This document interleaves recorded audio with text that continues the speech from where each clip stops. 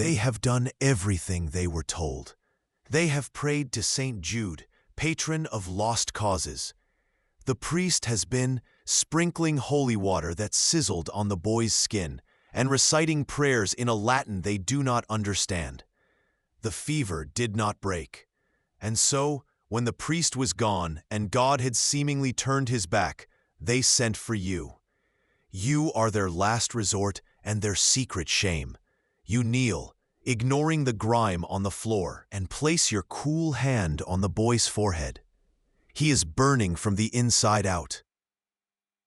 The whisper fades on the wind, but it does not disappear. It settles in the corner of your mind, a cold stone that will live there through the long, dark night. You will walk back to your cottage, your steps measured, your face a careful blank canvas. You will feed your family, bank the fire, and say your prayers with a fervor born not just of faith, but of fear. The timeless truth of this life, of their lives, is the terrifying fragility of belonging. In a world without safety nets, the community was everything. Or does the desperation of the heart sanctify any ritual that brings comfort? We see this same process today, a constant cultural baptism. We practice mindfulness, a secularized, palatable version of ancient Buddhist meditation, stripped of its demanding spiritual context. We flock to yoga studios, performing asanas divorced from their deep Hindu roots, rebranded as exercise. We celebrate holidays like Christmas and Easter, layering our modern traditions over foundations of Yule and Easter, their pagan origins almost entirely forgotten. A broken bone from a fall off a ladder, a gash from a clumsy axe. These are not mere injuries. They are verdicts. Without sterile tools, without an understanding of infection, every open wound is a doorway for death. The village holds its breath. A prayer is offered to Saint Rock, but everyone knows the real judgment is rendered by the heat, the flies, and the strength of one's own blood. Then autumn, a brief golden reprieve. The harvest is in. The granary is for a moment full. The work is backbreaking, plowing the heavy wet soil, sowing the precious seeds, praying that a late frost doesn't kill your future. Summer is a race against time. The days are long, filled with endless weeding, tending to the growing crops under a hot sun. It is a season of anxiety, of watching the skies for enough rain, but not too much. Every day is a step closer to the harvest, the single most important event of the year. The harvest itself, in late summer or early autumn, is a period of explosive, communal effort. Your life is bound by a sacred and unbreakable oath of fealty to the Lord of the manor. He owns the land, the mill where you must grind your grain, the oven where you must bake your bread, and, in a very real sense, he owns your labor. You work his fields, the demesne, several days a week without pay. This is the rent for the small plot of land you are allowed to farm for your own family. When he calls, you must repair his fences, dig his ditches. If he goes to war, he can call upon your sons. Terce, sext, and none mark the long, laboring middle of the day, signaling moments to pause, cross yourself, and murmur a paternoster before returning to the soil. The sound of the Vespers bell in the evening is a promise of rest, a signal to turn for home as the light begins to fail. Compline is the final bell, the one that blankets the village in a sacred quiet, locking the darkness down with a prayer. These bells are more than a schedule. They are the scaffolding of your reality. You have no husband or children of your own. Your work is too demanding, your reputation too strange, perched on a knife's edge between miracle worker and witch. Your knowledge sets you apart, creating a chasm of experience that no one else can cross. They come to you in their hour of need, but they do not share their joys. You are a tool to be used, a resource to be tapped, not a friend to be embraced. You live on the edge of the community, both literally and figuratively. Your cottage, the last one before the woods begin.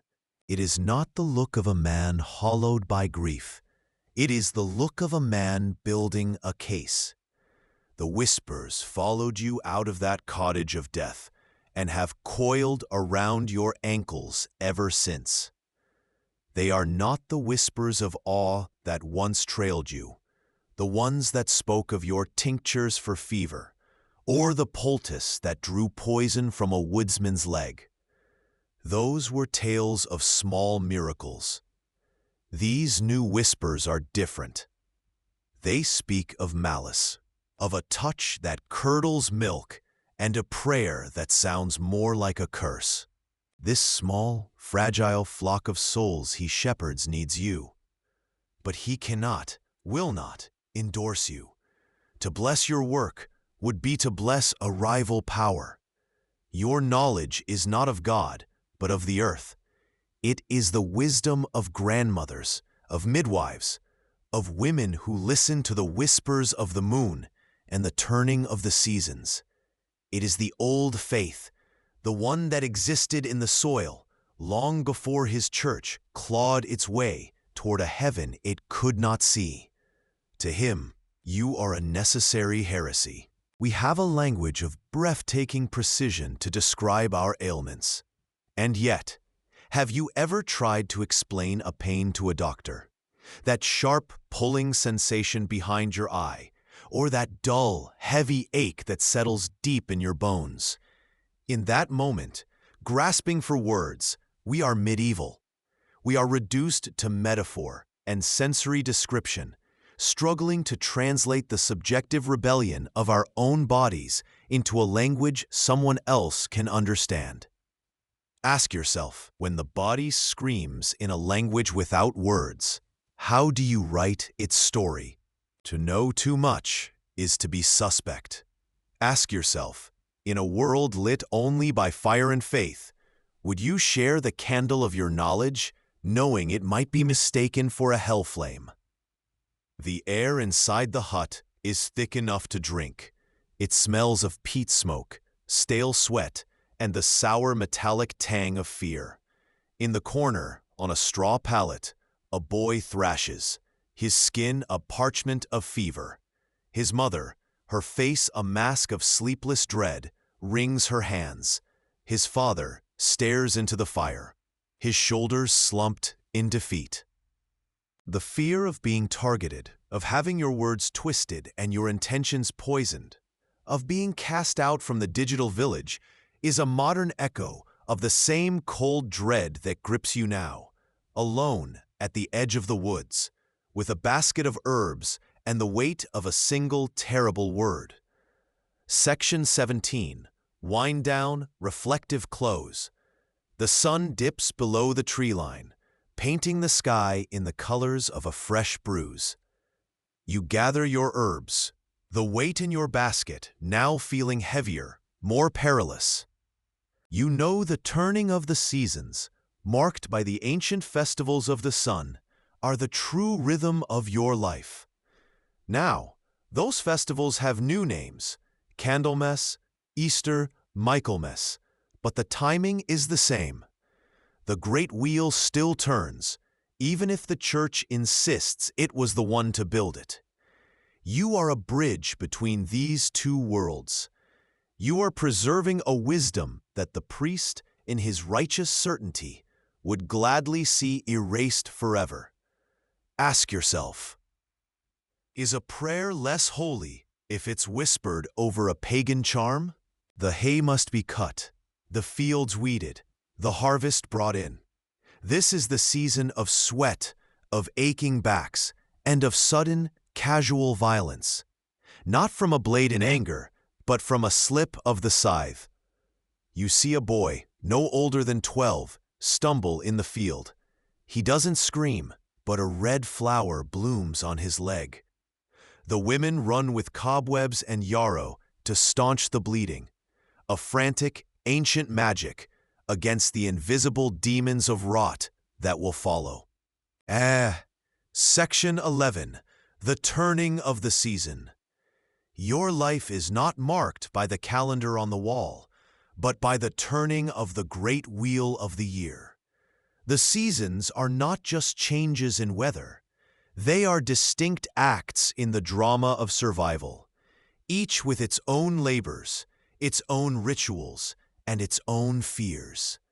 Spring is a season of frantic hope.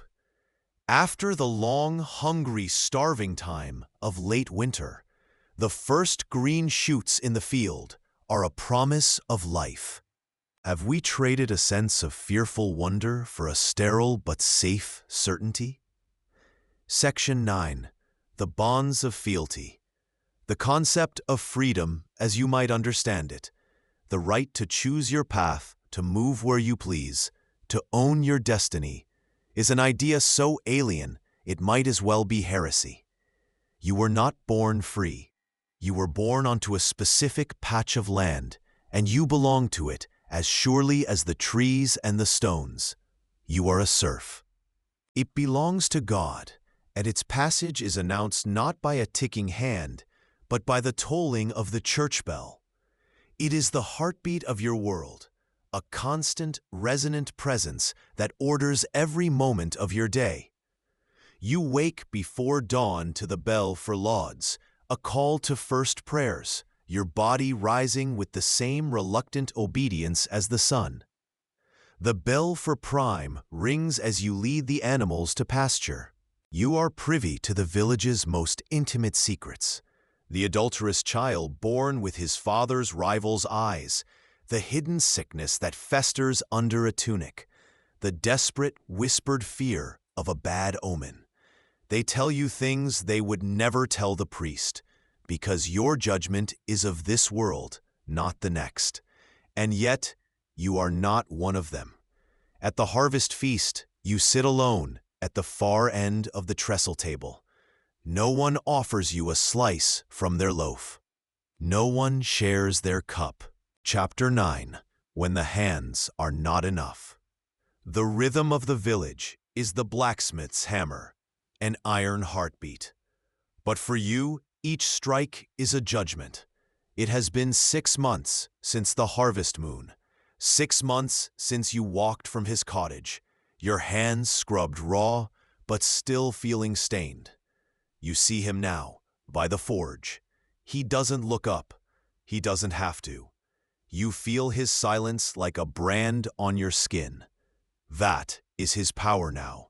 Not the strength of his arms, but the weight of his stare. He cannot forget his own desperate prayers, words that felt like smooth, useless pebbles against the advancing tide of her sickness. And he cannot forget the sight of you, arriving not with a cross, but with a gnarled, bitter root.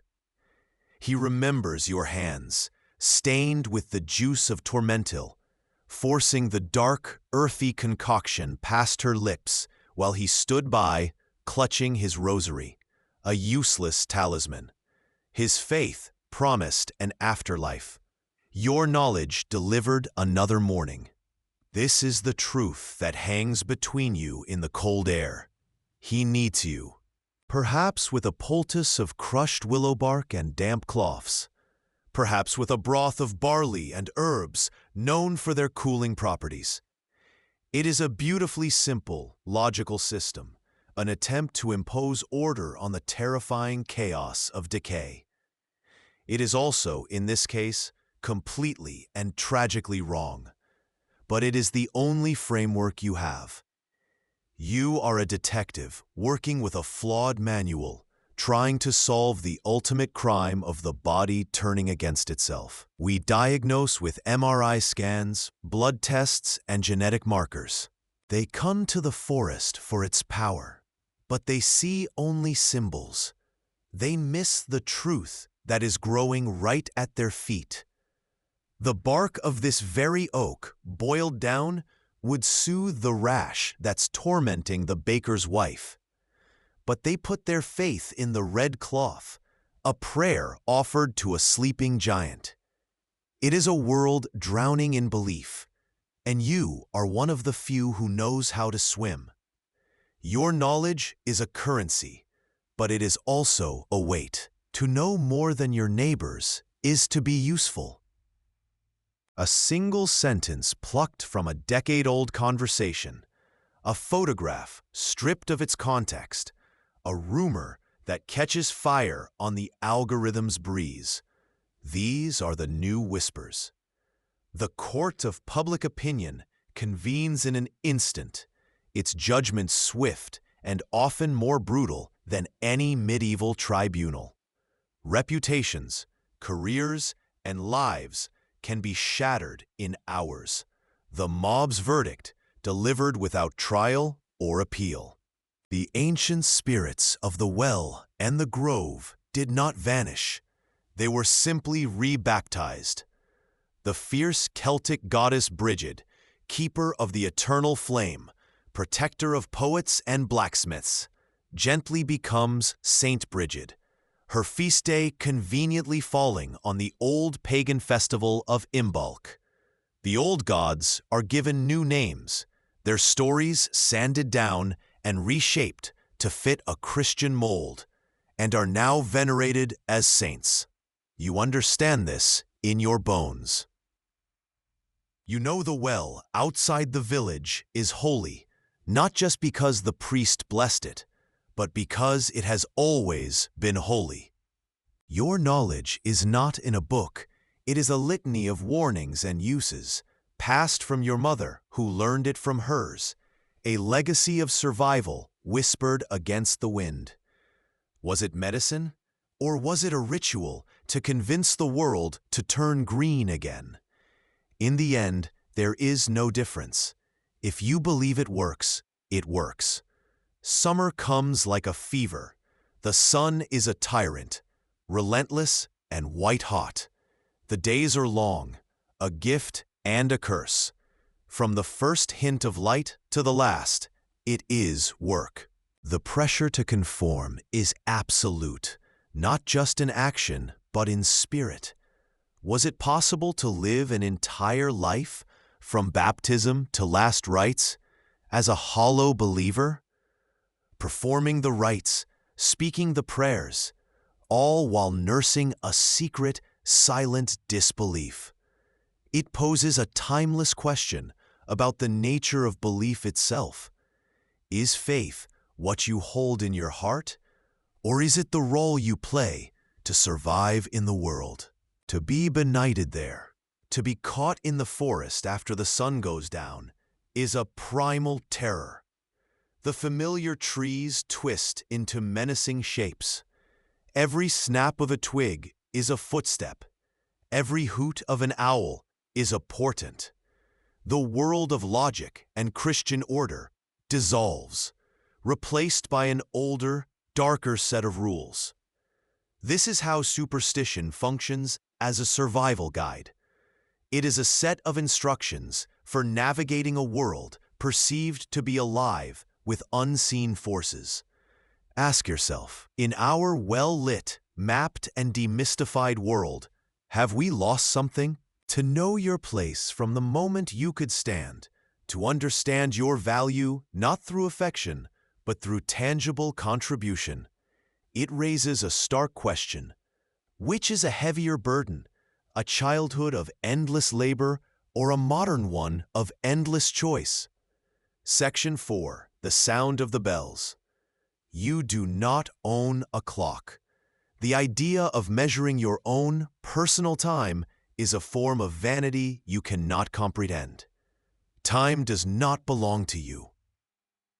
He presses a small, thin coin into your palm, but his eyes do not meet yours. They thank you, they praise your skill, but it is the gratitude one shows to a master craftsman, not the warmth one offers a neighbor. You are already fading from their story, your part played. You are there at the end, too, When old Thomas lies rattling in his bed, his family helpless, it is you they send for. You ease his passage with a tincture of poppy and a quiet humming, holding a hand that has sown 100 harvests. The fear of an unseen threat, an invisible particle that can fell the strongest among us, is a primal, medieval fear that we have never truly outgrown. We have only updated our folklore, replacing demons with viruses in the stories we tell ourselves about the unseen world that seeks to undo us. We have simply learned to draw our protective sigils on a molecular level. Sickness is a trial, a test of faith. A cure is a miracle, a gift granted only through supplication and piety. He believes it. He has to. His entire world, this stone edifice, and the Latin words that echo within it, is built upon that singular truth. And yet, memory is a stubborn ghost, and it haunts him as surely as any demon in the fog.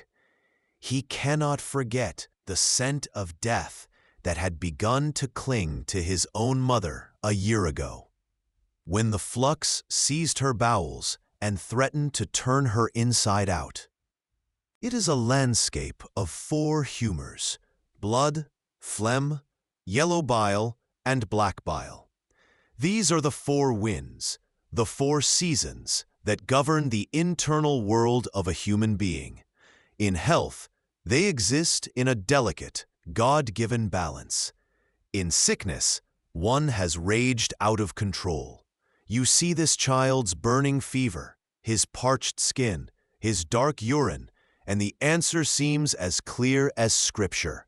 It is an excess of hot and dry, an imbalance of yellow bile. His body is a sun-scorched desert. Your task is to restore that balance. You must introduce cool and moist. Was it God's signature, or was it simply the plant itself? The question is a dangerous one, a heresy you keep locked behind your teeth. You pass a gnarled oak, its branches twisted like an old man's arthritic fingers. Tied to a low-hanging limb is a strip of red cloth, knotted 3 times. A charm. Someone came here, likely at midnight, and tied their sickness to the tree, believing that as the cloth rots, so too will their ailment. You feel a familiar ache, a strange mix of pity and frustration, and you know it will drag you, terrified and protesting, before the very people you have tried to heal. Ask yourself, when your very existence depends on the goodwill of those who fear you, how long can you keep the mask in place before it consumes you entirely? This terror has not vanished from the world. We no longer build pyres in the town square, but we still have our witch hunts. They are now digital. But now, as you soak the cloth, your lips move in a silent Hail Mary. The charm is now sanctified by the prayer. The pagan act is now clothed in piety. This isn't hypocrisy, it is the ecology of belief. In a world where the new faith holds all the power, the old ways could not survive in the open. They would be branded heresy, their practitioners burned. So they learned to adapt. They went underground, not into caves, but into the very heart of the new religion itself. After a winter of salted fish and hard bread, the body is starved for anything green. So you join the other women, not in a garden, but in the ditches and the wild margins of the woods. You are a botanist by necessity. You hunt for the first nettles, their sting a welcome sign of potency. You dig for the bitter roots of dandelions and crush wild garlic, its scent a pungent prayer for health. This is your pharmacy. It is not found in a bottle, but clawed from the thawing earth. Heresy is a contagion, and the only cure is fire. So you keep your doubt locked away, a secret prisoner in the dungeon of your own mind. You look at your neighbors, their faces wrapped with what looks like devotion. Do they truly believe every word? Or are they too playing a part? Are their minds also home to these quiet, terrifying questions? You will never know. To ask is to risk everything. This creates a profound internal isolation. You are surrounded by a community of faith, yet you may be utterly alone in your thoughts. The church tells you they are demons, but in the village's quiet lore, they are something else. Capricious, ancient, and powerful beings who demand respect. You do not step on a mushroom ring, for that is a fairy circle, and to disturb it is to invite their wrath. You might leave a small bowl of milk on your doorstep at night, an offering to appease the household spirits, the brownies or hobs who can either bless or blight your home. This fear shapes the physical and mental map of your world. The path through the woods is a line of anxiety. In a world where hunger is a constant spectral guest at the table, every mouth must be fed and every hand must contribute. The concept of play is simply work without immediate purpose. The games you devise are mimics of the adult world, building tiny huts from mud and twigs, plowing a patch of dirt with a sharp stick. You are learning your future, rehearsing the life that has already been chosen for you. Was this a theft of innocence, or was it a form of security? Her husband waits outside, pacing and praying.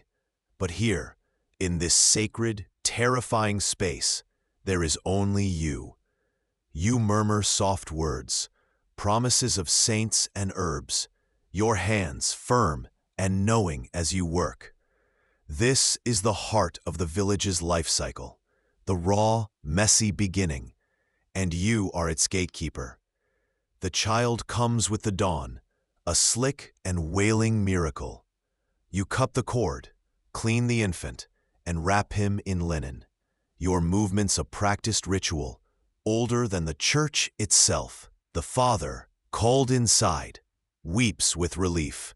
You are both fighting on the same battlefield, but with different weapons, a different language, and a terrifyingly different understanding of the true enemy. Was it a moment of envy, a lie told last market day that opened the door for this illness to enter? The fear that you are somehow to blame is a heavier burden than the sickness itself. Before the microscope, the entire world of microbiology was a realm of myth. We have since given names to our invisible enemies: influenza, streptococcus, coronavirus. But does naming them truly rob them of their power to terrorize us? It is the slight, reluctant dip of a king's head to a rival monarch, a gesture that is both recognition and warning. He knows you were at the woodcutters. He knows the boy, whose breath was shallow as a puddle, still draws air today. He knows it was your hands, not his prayers, that coaxed the fever spirit from the child's body. The priest is a man caught in a holy paradox. You have seen him at the pulpit, his voice ringing with the certainty of a blacksmith's hammer, preaching that all healing flows from the singular font of God. You lift his eyelid. The whites are yellowed like old parchment. You look at the color of his tongue, pale and coated. You study the hue of his urine, held for your inspection in a simple wooden bowl. It is dark, cloudy, the color of a winter dusk. This is your diagnosis. It is not a single data point, but a symphony of sensory information, a harvest of grim details. Your understanding of the body is not one of cells and viruses, of microscopic invaders waging a silent war. Willow bark for fevers, the one the Greeks wrote about, though you've never heard of Greece. Yarrow to pack a wound and stop the bleeding, its feathery leaves soft as a promise. And here, in a sun-dappled clearing, the small five-petaled flower of the lungwort, its leaves spotted like a diseased lung. The doctrine of signatures, the priests call it, a sign from God, showing man what each plant is for. You call it knowledge. You've seen it work. You've brewed it into a tea for the quarryman's cough, and you've seen the hacking fits subside. You must be more generous than the Reeves wife, sharing what little you have with a smile that must never look forced. You must be meek, quiet, and unremarkable in every way, except for the one skill that makes you both necessary and feared. That single whispered word proves your performance is failing. The seed has been planted. Now all it needs to grow into a thorny, strangling vine of accusation is the right weather. A drought, a sickness, a moment of collective panic. But as you finish, your thumb instinctively makes a new gesture in the air before it, the sign of the cross. The Father, the Son, the Holy Spirit. One ritual laid directly over the other. A patch of new cloth on an ancient garment. This is the art you have mastered without ever knowing its name, syncretism. It is the quiet genius of your survival. In the cool of the early morning, you still go out to collect the dew from certain plants, a practice as old as the hills, believed to hold potent magic for healing salves and potions. The old, with lungs like dried leaves, and the very young, with no fat to burn against the frost, were taken first. You listen to the silence from the cottage next door, where the cooper's infant son had coughed for a month. The silence is a heavier burden than the sound ever was. Now, spring. It does not arrive with blossoms and birdsong, but with a creeping weariness. They call it the green sickness, a bloodless pallor that afflicts the women and children. Your own daughter's skin is nearly translucent. Does the bread truly become the body of Christ, or is it still just bread? This is the beginning of a quiet heresy. It is not a loud, defiant proclamation. It is a seed of doubt, a personal schism between the faith you perform and the reason you cannot silence. To speak this thought aloud would be madness. It would be an invitation to the inquisitor, to accusations, to ostracism, and perhaps to the stake. The Church is not just a spiritual guide. It is an institution of immense power, and it does not tolerate dissent. From it, you gather firewood to survive the winter, nuts and berries to supplement a meager diet, and herbs for healing. Your pigs forage there for acorns. The forest gives, but it also takes. It is the domain of the wolf and the bear. Real, tangible threats that can snatch livestock and sometimes children. But the fear runs deeper than that. The forest is the home of the other. It is where the old pagan spirits, the fairies, the goblins, the woodwights, still hold sway. A boy learns the language of the land, the heft of an axe, the way to guide an ox, the signs of blight on a leaf. There are no books. Knowledge is passed down through action, through imitation, through the stern correction of a parent who cannot afford for you to make a mistake. A forgotten chore could mean a spoiled meal. A moment of carelessness could mean a lost animal. The stakes are too high for gentle instruction. This is not cruelty, it is necessity. Drop a comment with the medieval fact that surprised you most, or what role you think you'd play if you were born in the year 1287. Let's begin, and live the life they never got to finish. Section 11. A life apart. The air in the hut is thick enough to drink. It tastes of sweat, fear, and the metallic tang of blood. By the guttering light of a single tallow candle, you see the young mother's face, pale as bone china, her eyes wide and fixed on yours. You are the anchor in her storm. Sickness is not a biological malfunction. It is a moral or spiritual event. It is a sign of a hidden sin, a test from a watchful God, or a direct assault by the legions of hell. This is why the priest's visit later today fills you with a mix of hope and dread. He will come with holy water and Latin prayers, seeing a soul in peril. You, with your herbs and whispered charms, see a life flickering out. Chapter 6. The Priest's Wary Gaze. The morning air is thin and sharp, tasting of frost and wood smoke. Outside the small stone church, a building that still smells of new mortar and raw ambition, stands Father Michael. His black cassock is a stark slash against the gray stone, a blot of ink on a damp page. He sees you. There is no surprise, only a heavy, settled certainty. His nod is not a greeting. It is a verdict. You press it gently to his small, bony back, closing your eyes, shutting out the mother's silent terror, and you listen. You are not listening for a heartbeat as you know it, but for a story. You hear the wet rattle in his lungs, the sound of a flooded field after a storm. The villagers call it the death rattle, a bell already tolling.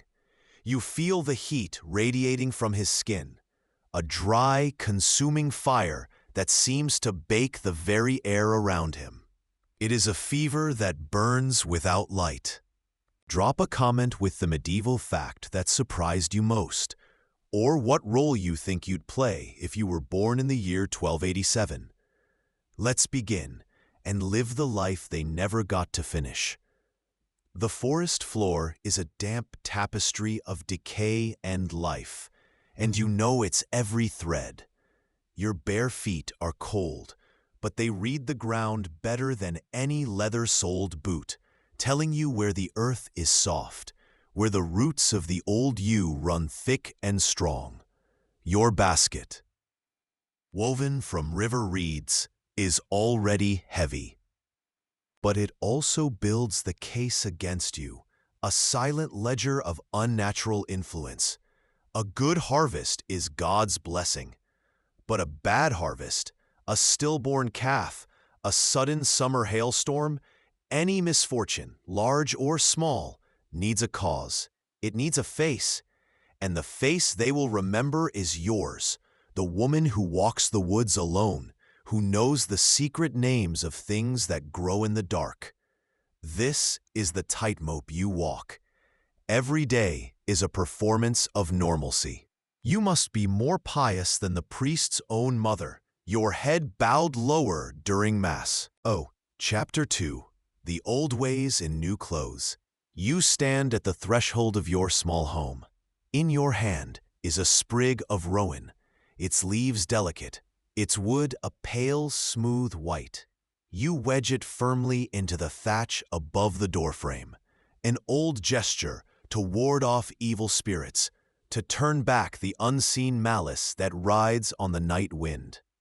Your grandmother taught you this, her knuckles gnarled as the wood itself.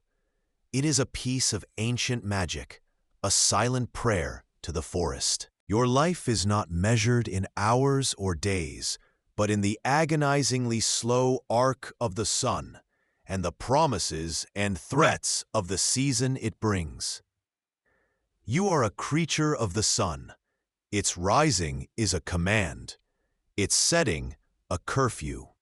In the deep winter, you are a prisoner of the dark. Life shrank to the space around the hearth, a flickering island in an ocean of cold. This was the coughing season, a quiet, merciless reaping.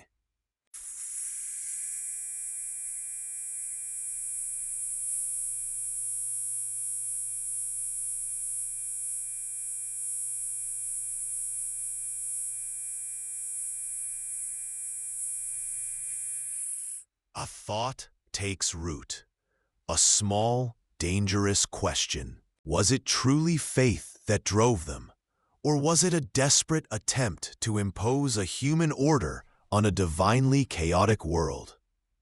Section 8. Fear of the Forest. The village is a small circle of light and reason in a world that is overwhelmingly dark and wild. Your life is lived within its familiar boundaries, the cottages, the church, the common fields.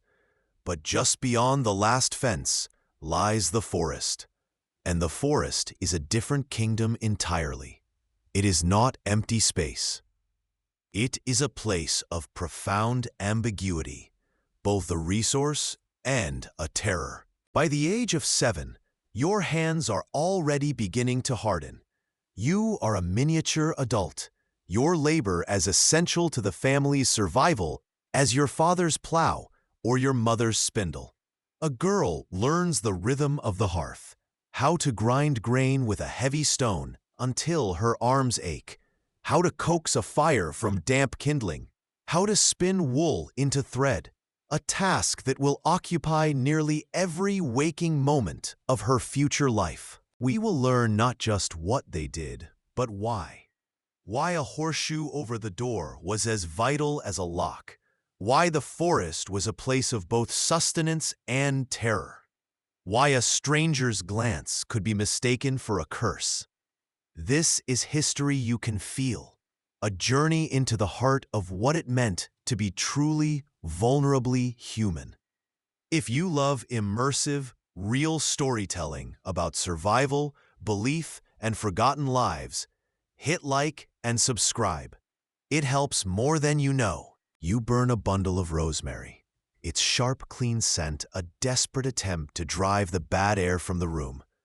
You boil a thin broth of leeks and barley, hoping to soothe the boy's internal humors.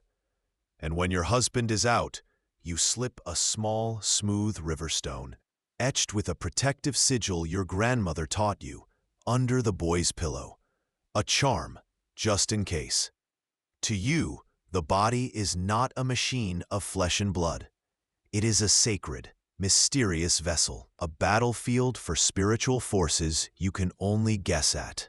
We've simply created a more complex, bureaucratic system for managing the same primal emotions of gratitude and blame that defined your medieval world, where a single, rattling breath could make you either a saint or a witch. Chapter 3. The Language of Sickness. You kneel on the dirt floor of the woodcutter's hut, the world outside, its birdsong and wind fading to nothing. Here, inside, the air is a heavy blanket, suffocating, thick with the smell of sweat, unwashed linen, fear, and the stale, sweet odor of sickness. The boy lies on a thin mattress of straw, his small chest heaving in shallow, frantic bursts. His mother watches you from the shadows, her hands knotted together in a prayer that has no words left. You don't have a stethoscope. You have your ear. We will walk through the world as they knew it, feel the chill of the damp wool on their skin, and see the world through their eyes. A world both enchanted and brutal, governed by a faith so absolute it could move mountains, and a superstition so deep it could condemn a neighbor for the color of her cat. This is history, not as it was recorded, but as it was lived. If you love immersive, real storytelling about survival, belief, and forgotten lives, hit like and subscribe. It helps more than you know. Their eyes dart away, a flicker of guilt and fear in their gaze before they hurry on, leaving a silence that is louder than their words. Your blood runs cold, the warmth of the sun forgotten. You look down at the herbs in your lap. The power to heal, you know, is seen as the twin of the power to harm. A poultice that saves a life is made with the same hands that could, they imagine, curdle the milk or call a fever into a healthy body. Every success you have, every life you ease, builds your reputation.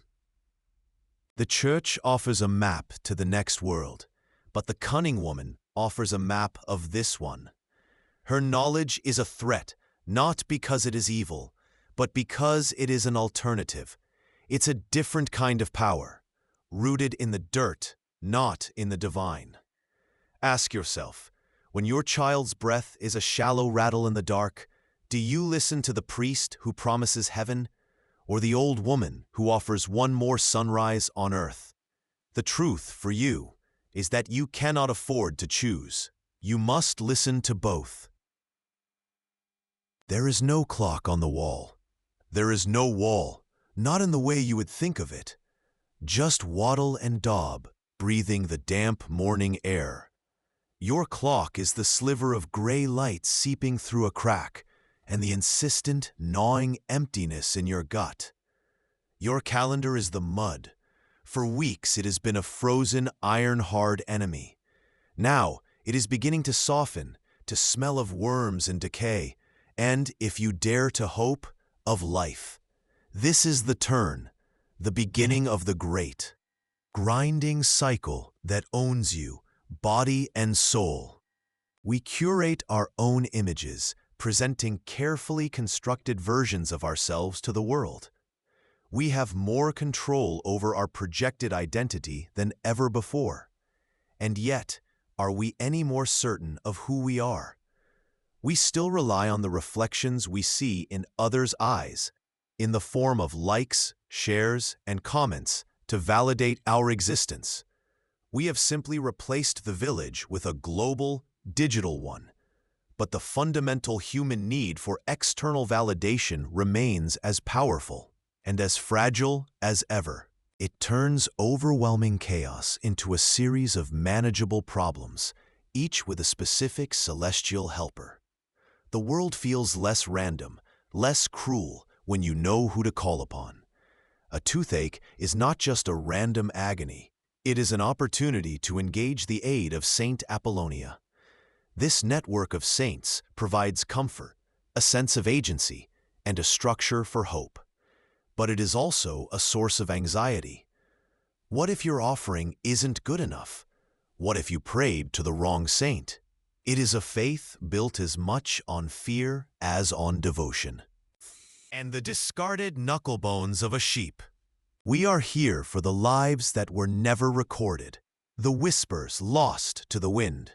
We are here for the quiet dread of a failed harvest, the fierce hope of a prayer muttered at a wayside shrine, and the simple, profound courage it took to wake up each morning in a world lit only by fire and faith. We will walk in their footsteps, feel the chill in their bones, and try to understand the architecture of their souls, a cathedral built of fear, faith, ritual, and a brutal intimacy with the cycles of life and death. But in the deepest watches of the night, when the fire has died to embers and the boy's skin is slick with fever sweat, a third possibility takes root in your heart. Maybe, just maybe, it is a tiny demon, a spiteful imp sent by the devil himself to lodge in the boy's chest, rattling his bones with every breath. Miasma, humors, demons, all of these explanations existed once in your mind, a frantic collage of science, faith, and folklore. You cannot afford to choose just one. You must fight on all fronts. We think we have professionalized this terrifying transaction, burying it under insurance claims and billing codes. The debt today is financial, itemized, and cold. Yet the emotional weight persists, a ghost in our modern machine. We feel an immense, almost holy gratitude to the surgeon who plucks a loved one from the jaws of death, a debt that a check can never truly capture. And when medicine fails, the anger, the desperate search for blame, in malpractice suits that ruin careers, and scathing online reviews that echo the old whispers of incompetence or malice, is just as potent. We see medicine as a product, not a process, but your world reminds us that for millennia, Healing was an intimate ecological act. It was about knowing the soul of your landscape, its gifts, and its poisons. We have gained incredible power, the ability to banish plagues that would have erased your entire village. But we have lost that visceral connection, the humbling understanding that the cure for our most human ills often grows right beneath our feet, waiting patiently to be recognized.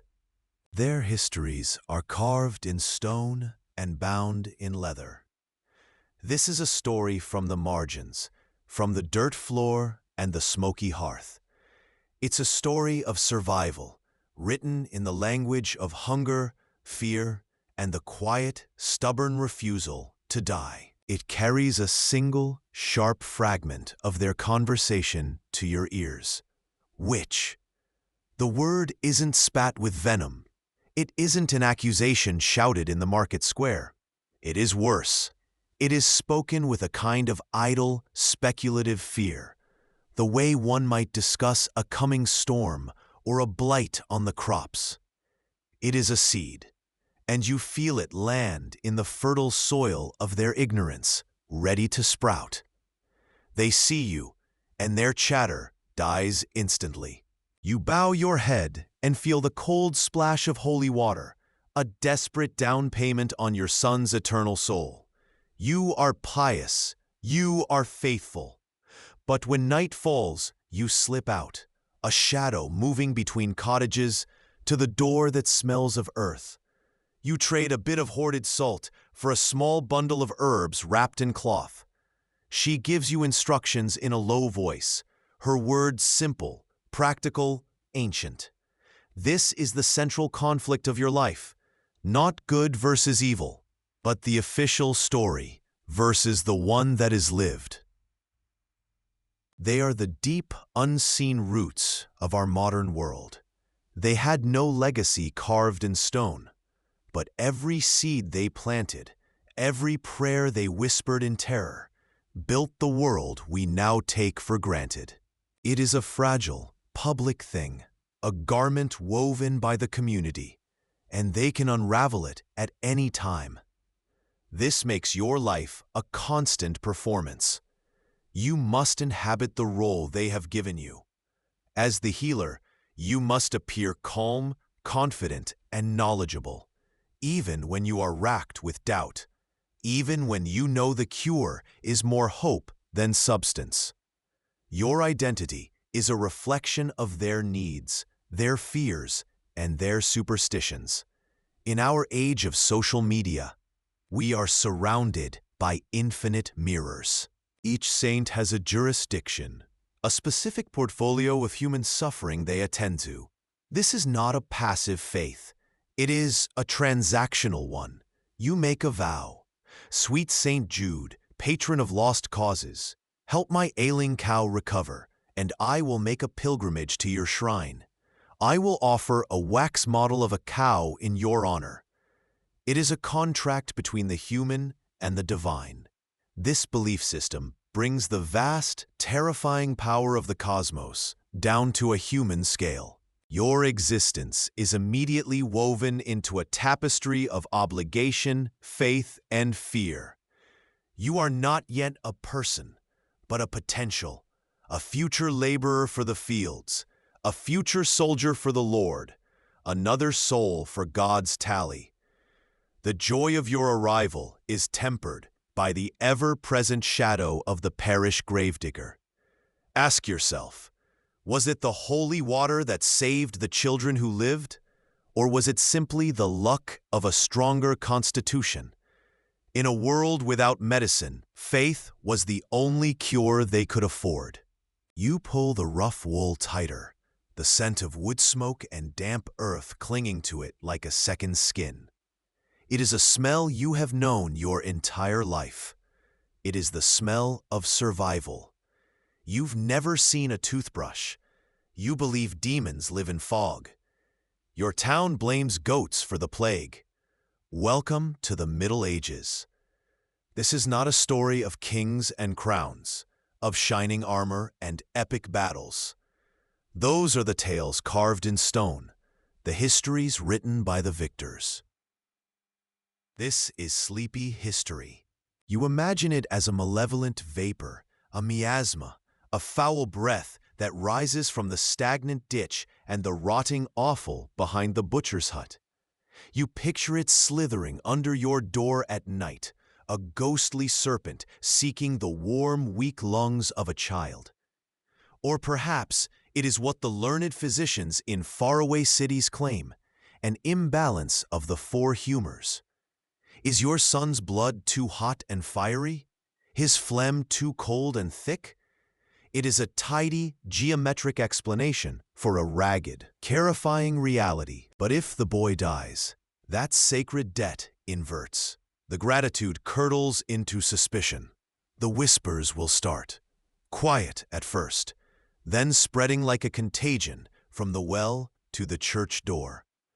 Did she use the wrong herbs? Did she wait too long? Or did she mean for this to happen? Was it a curse, a payment to some darker master for her strange knowledge? Your reputation, and therefore your survival, balances on this knife's edge with every life you attend. Each birth is a promise, each death a potential accusation. But you know in your bones that God gives the ingredients. The recipe is a secret passed between women, a fragile thread of wisdom holding the community together. Ask yourself, in a world where your healing craft looks perilously like witchcraft, is your knowledge a gift or a curse? Each life you save earns you gratitude, but it also earns you notice. The whispers that call you a healer could, with one failed remedy or one jealous neighbor, curdle into accusations. In our world of sterilized labs and mass-produced pills, we have divorced the remedy from its source. The first sound you hear is the church bell, a cold iron tongue splitting the dawn. It is not a call to prayer. It is a toll for the dead, a slow, heavy count of the souls that slipped away in the night. 1, 2, 3. You stop counting. There is no point. You've never seen a toothbrush. You believe demons live in fog. Your town blames goats for the plague. Welcome to the Middle Ages. This is not a story of kings, queens, or the knights in their shining hollow armor. A quiet, humble magic woven from the earth itself. It is the reason people seek you out. Their eyes filled with hope when a child is sick or a husband is injured. It is also the reason you are in terrible, constant danger. You hear them before you see them. 2 women from the village, their voices a low murmur as they walk the path from the fields. You stay still, hoping they pass without notice.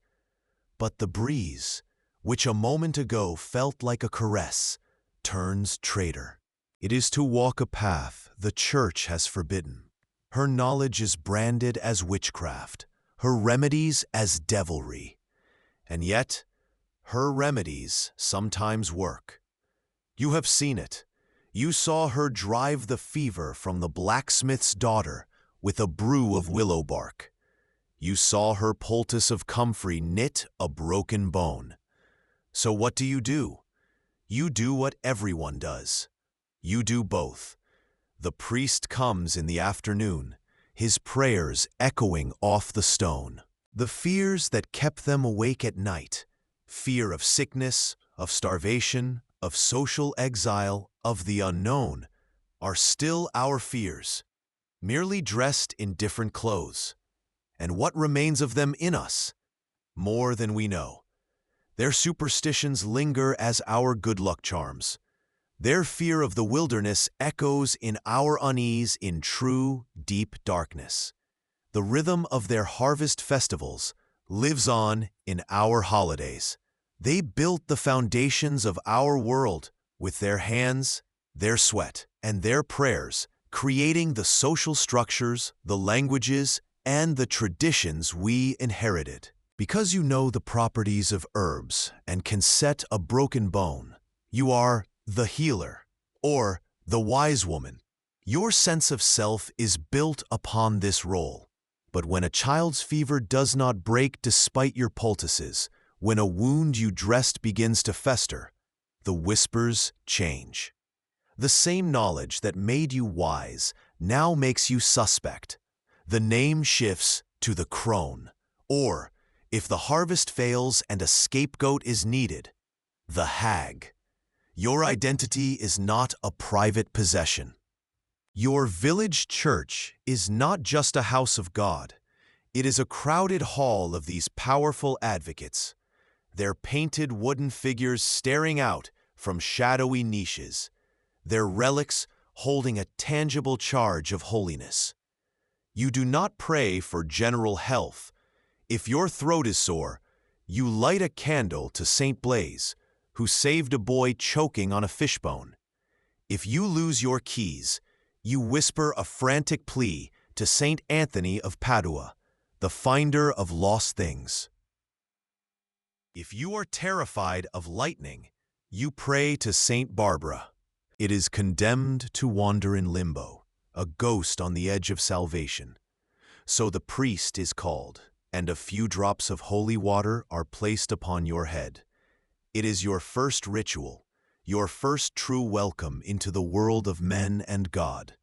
It is a spiritual passport, an insurance against damnation, performed before you can even focus your eyes. This is the first truth of your life. Survival is a communal act, and your soul belongs to the village before it belongs to you. Section 1, Introduction. The first splinter of light cuts through the grease-skin window, finding the frost on your blanket. It is the hour of the wolf, that gray space between the last dream and the first prayer, and the silence is so deep you can hear the mice chewing the winter grain. Outside, the world is frozen, hard as iron, and the only sound is the tolling of a single bell from the priory. A cold, clean note that promises God is awake, even if the sun is not. The grain from the harvest lies safe in the shed, a bulwark against the coming winter. But that peace feels a world away now. In the suffocating dark of your one-room home, a sound cuts through the silence. It is a wet, shallow cough, coming from the small straw pallet beside you. It is the sound of a battle you do not understand, fought in a body you thought you knew. This is the unseen world within. You have never heard of germs or bacteria. The enemy you fight is invisible, so you give it a shape from your fears. His payment, should the boy's fever break, will be a neatly stacked cord of firewood to see you through the coming winter, a snared hare left silently on your doorstep, or, most valuable of all, a fierce, unspoken loyalty. This is your economy, the true currency of the village. It is not a market of money, but of obligation and trust. A life saved creates a debt that can never be fully repaid, a bond of gratitude that wraps around you like a shield, binding you to this community in a web of silent contracts. Each plant has a story, a purpose, and a spirit that must be honored. You are not a collector of facts, but a keeper of relationships. You know which moon to harvest under to draw out the plant's strength, what quiet words of thanks to whisper as you pull a root from the earth. You do this not because you are a fool, but because respect is the first ingredient in any cure. The village priest, his face stern and his Latin crisp, declares that God gives the cure for all ailments. You don't disagree. Was it blind faith that sustained them through the long, dark winters of the soul? Or was it moments like this? These are the wildflowers offered in a world of thorns, the quiet moments of grace that make survival worthwhile. Chapter 15. The Weight of a Whisper. The afternoon sun is warm on your back, a rare and welcome blessing. You are kneeling at the edge of the woods, where the deep shade gives way to the meadow. Your fingers, stained with the green blood of plants, are sorting through your harvest. Yarrow to staunch a bleeding wound, willow bark for an aching head, chamomile to soothe a fretting baby into sleep. Each leaf and stem is a small promise, a piece of knowledge passed down from your mother and her mother before her. This is your power. The one they call cunning woman, or wart-wife, or when the priest is near, something much worse. Her hands are stained with the earth. She speaks not of God's will, but of the will of the world itself, of roots and leaves, of poultices and tinctures. She doesn't promise heaven, she offers a remedy. She smells of yarrow and damp soil, and her knowledge was not learned from a book, but passed down from her mother, and her mother before her. A chain of whispers stretching back into the pagan mist. To visit her is a risk. They were owned by the land, by their lord, by the church, by the seasons, by the unblinking gaze of their community. Their survival depended not on individual ambition, but on collective ritual and shared faith. When we study these ordinary, forgotten people, we gain more than historical facts. We gain a mirror.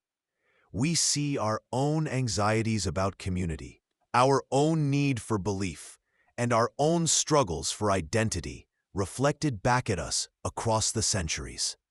We see that our technologies have changed, but our fundamental human wiring has not. The face that stares back is a stranger, weather-beaten, smudged with soot from the fire, the lines around the eyes deeper than you remember.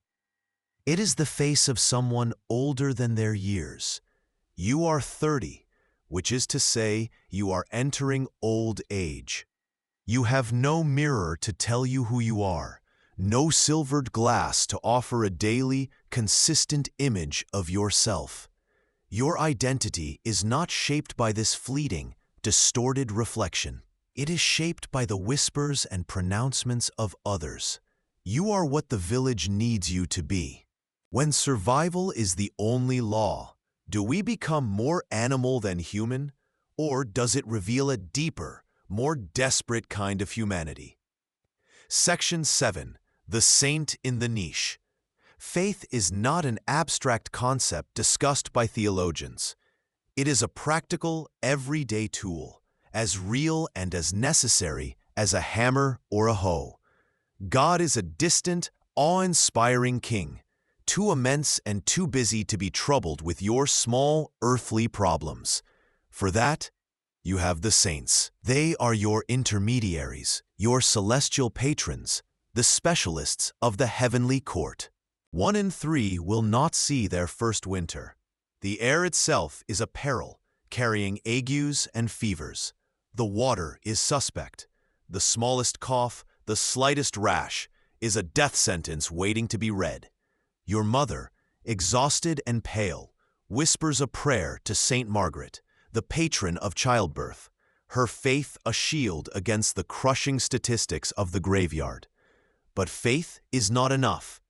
You must be baptized, and quickly. This is not just a spiritual concern, it is a social one. An unbaptized soul cannot be buried in consecrated ground. Ask yourself, is a safe birth worth the loss of a sacred one? Or is that a question only the survivors have the luxury to ask? Your world, for all its terror, reminds us that birth is not just a clinical event, but a rite of passage, a transfer of life and knowledge in a room brimming with a terrifying, beautiful hope.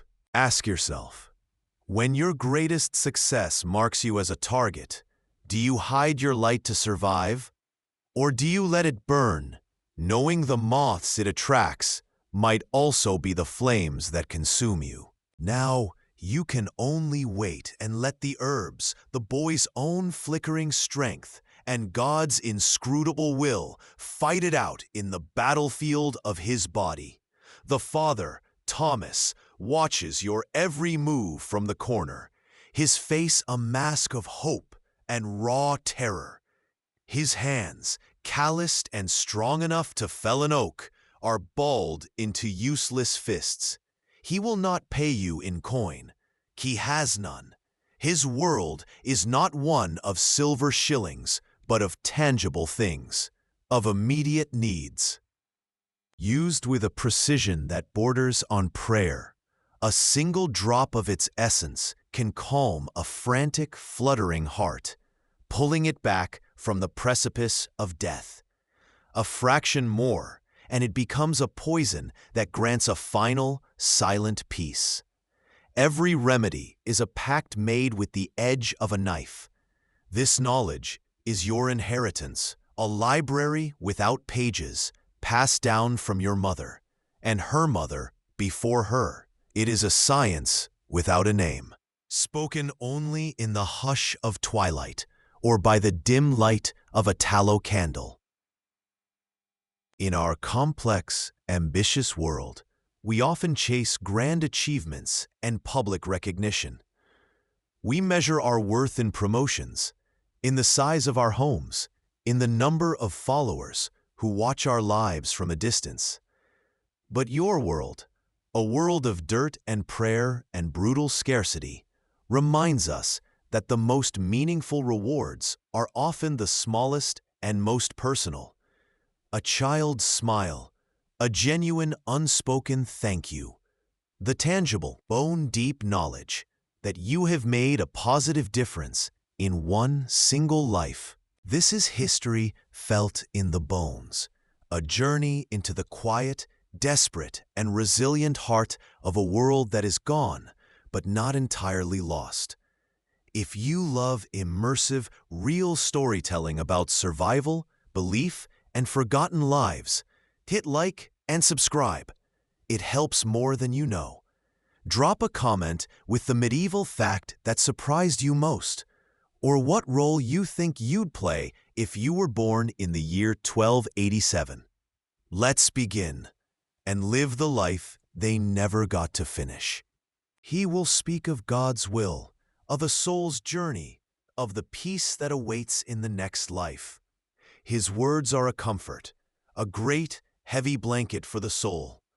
But they are a blanket for a winter to come, not a fire for the cold of tonight. His gaze is fixed on heaven. Yours is fixed on the child struggling for breath beside you. The priest offers salvation, but you are desperate for survival. Your second choice is the woman at the edge of the village. It's Section 17, Wind Down, Reflective Close. And so the fire burns down to embers. The last story is told. The silence that follows is filled with the echoes of these vanished lives. We have walked through their days of mud and prayer, of hunger and harvest, and we have felt the weight of their world. The single, most timeless takeaway from their existence is not their hardship, but their profound lack of choice, and the resilient systems of belief they built to endure it. Their lives were not their own. You behave not just because you fear God's judgment in the next life, but because you fear your neighbor's judgment in this one. It raises a chilling question. Which is the more effective prison, stone walls or the eyes of your community? And in our world of social media, of public call-outs and cancellations, have we simply built a new, digital version of the village stocks? Section 12. Identity in a world without mirrors. You catch your reflection, perhaps once a month, in the still, dark surface of a pail of water drawn from the well. People eat hunger bread, made from tree bark, sawdust, and dried roots, anything to fill the aching void in their stomachs. This constant, grinding pressure of potential starvation is the base note of your existence. It explains the wild, unrestrained feasting at harvest festivals, a brief, glorious rebellion against the daily tyranny of want. It explains the deep, instinctual fear of waste. Every crumb is sacred. What does it do to the human soul to live so close to the edge? Before we begin along, with a gasp and a cry, muffled by the thick walls of a wattle and daub hut. Your first breath is not a miracle. It is a challenge against the odds, a fragile spark in a world indifferent to its flame. The midwife, her hands worn and calloused from 100 such struggles, cuts the cord not with sterile steel, but with a common knife wiped clean on her apron. She has seen too many sparks flicker and die to celebrate just yet. This ritual, this shared belief, is a shield. It is a way of telling the universe and the demons that listen that you are not alone in this fight. It is how fear itself is bent into a tool for survival. Today, childbirth has moved from the home to the hospital, a triumph of science that has saved countless lives. But in doing so, we have medicalized one of the most profound human experiences. We have traded this room full of women for a sterile chamber of machines and monitors. It makes you powerful. It amplifies your otherness until it is a beacon. We see this ghost in our own world. We elevate our heroes, the brilliant surgeon with miraculous hands, the tech visionary with magical insight. We place them on a pedestal, marveling at their gifts. But we also watch them with a hungry, critical eye, waiting for the flaw, the misstep, the human secret that will prove they are just like us and allow us to bring them crashing back to earth. Gratitude is a heavy burden to receive. The pedestal is a precarious, lonely place to stand. He chokes, but a little goes down. It is a victory measured in a single, desperate swallow. You untie the pouch and scoop out the poultice, a pungent mash of crushed mustard seed, thyme, and hog's lard. You smear it across his small, hot chest, a desperate sacrament against the unseen demon rattling in his lungs. Then you bind it in place with a clean strip of linen torn from your own shift. There is nothing more to do. The catechism of your craft is complete. This is your kingdom, not of land or gold, but of knowledge. A quiet, dangerous sovereignty in a world ruled by steel and stone. You know that the bitter bark of the willow, chewed slowly, can eat a fever down to its bones. You know that a poultice of stale bread and the strange blue-green mold that grows upon it can sometimes stop a wound from festering, a miracle of rot that defies the logic of the clean. You know that the beautiful, deadly foxglove, its bell-shaped flowers, a lovely lie, holds a terrifying power. A simple gesture of gratitude that asks for nothing in return. In this moment, the fear recedes. The loneliness that clings to you like a shroud lessens, its grip loosened by the warmth of a child's thanks. This is why you do it. Not for the grudging respect that tastes of fear, not for the meager power that comes with knowing the secrets of herbs and roots, but for this, for the chance to stand against the indifferent darkness and sometimes to win, for the quiet, profound joy of seeing life, tenacious and stubborn, continue. We'll walk through the ordinary moments that defined a lifetime, the gnawing hunger of a long winter, the simple joy of a summer festival, the terror of a child's fever in a world without medicine. We will try to understand not just what they did, but why. How a deep-seated fear of the unknown could shape a ritual. How a bad harvest could turn neighbors into accusers, and how faith was a currency as vital as any coin. Your youngest son, his face pale in the pre-dawn gloom, hacks a dry, rasping sound that scrapes at the silence. It is a sound of brittle leaves, of things breaking. You have two choices, and they are not mutually exclusive. They represent the two halves of your world. The first is the priest.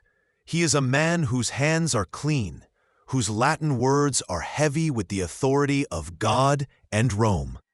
He will come for the price of a small chicken or a few eggs, and he will anoint the boy's forehead with holy water. Your family watches, praying, weeping, but also judging. Did you die well? It is the last question your life will have to answer. A good death secures your place in heaven and brings a strange, solemn comfort to those you leave behind. A bad death is a horror, a story told in hushed, fearful tones for generations.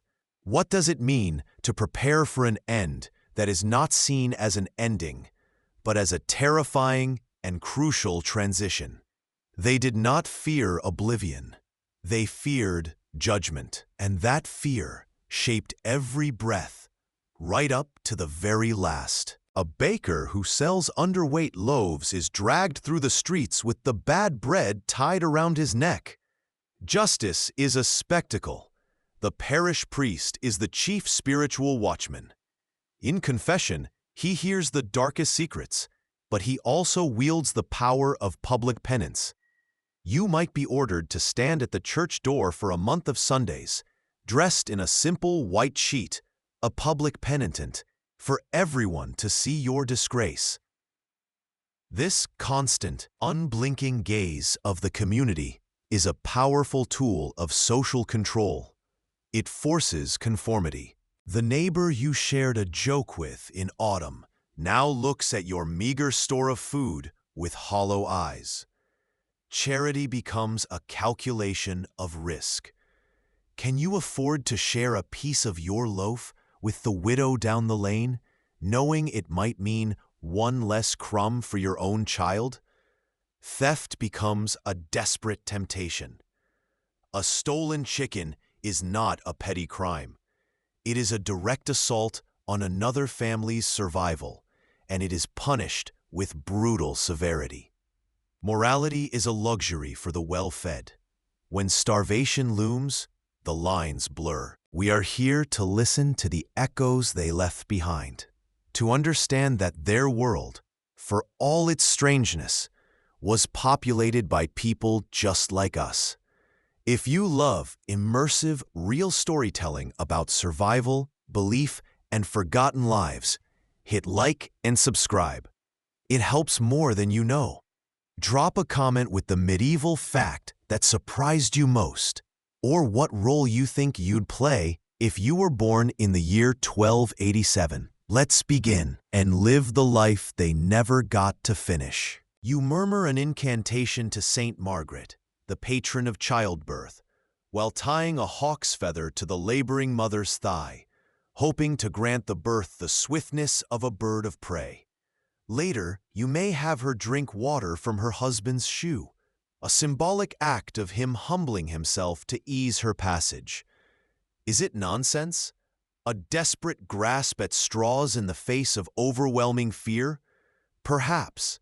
But in the crucible of this room, where life and death wrestle on a sweat-soaked mattress, hope is the most powerful medicine of all, and you are its dispenser. The priest gave him last rites. Another nods, eyes wide. It's a miracle. And that one word, miracle, is a spark in a tinder-dry barn. When a priest performs a miracle, it is a sign of God's favor. When a woman like you, a woman who lives alone and knows the old ways of the earth, performs one, it can curdle into witchcraft overnight. Success in your world is a brighter, more dangerous candle than failure. Had the woodcutter died, you would be an object of pity, sad but harmless. His survival makes you something else entirely. You return to the woodcutter's hut, a ghost moving through the weak, gray light of afternoon. In one hand, you carry a steaming earthenware bowl. In the other, a small linen pouch stained green from its contents.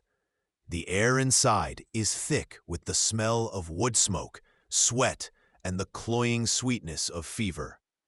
You kneel on the dirt floor beside the pallet where the boy lies, his chest rattling with each shallow breath, a sound like dry leaves skittering across stone. You force the bitter tea, a dark brew of yarrow and willow bark, between his cracked lips. You grab your basket, a familiar weight woven from willow. Inside your one-room hut, the air is thick with the ghosts of 100 remedies, a dusty perfume of earth and time. Bunches of yarrow, comfrey and feverfew hang from the low, smoke-blackened rafters like skeletal chandeliers, casting dancing spidery shadows on the packed dirt floor.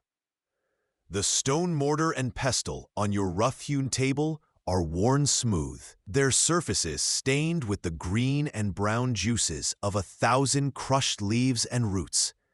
They are your most valuable possessions, more precious than silver, for they are the tools of survival. He just shyly holds out a single, perfect wildflower, its petals a brilliant, impossible blue, the color of a kingfisher's wing or a saint's robe in stained glass.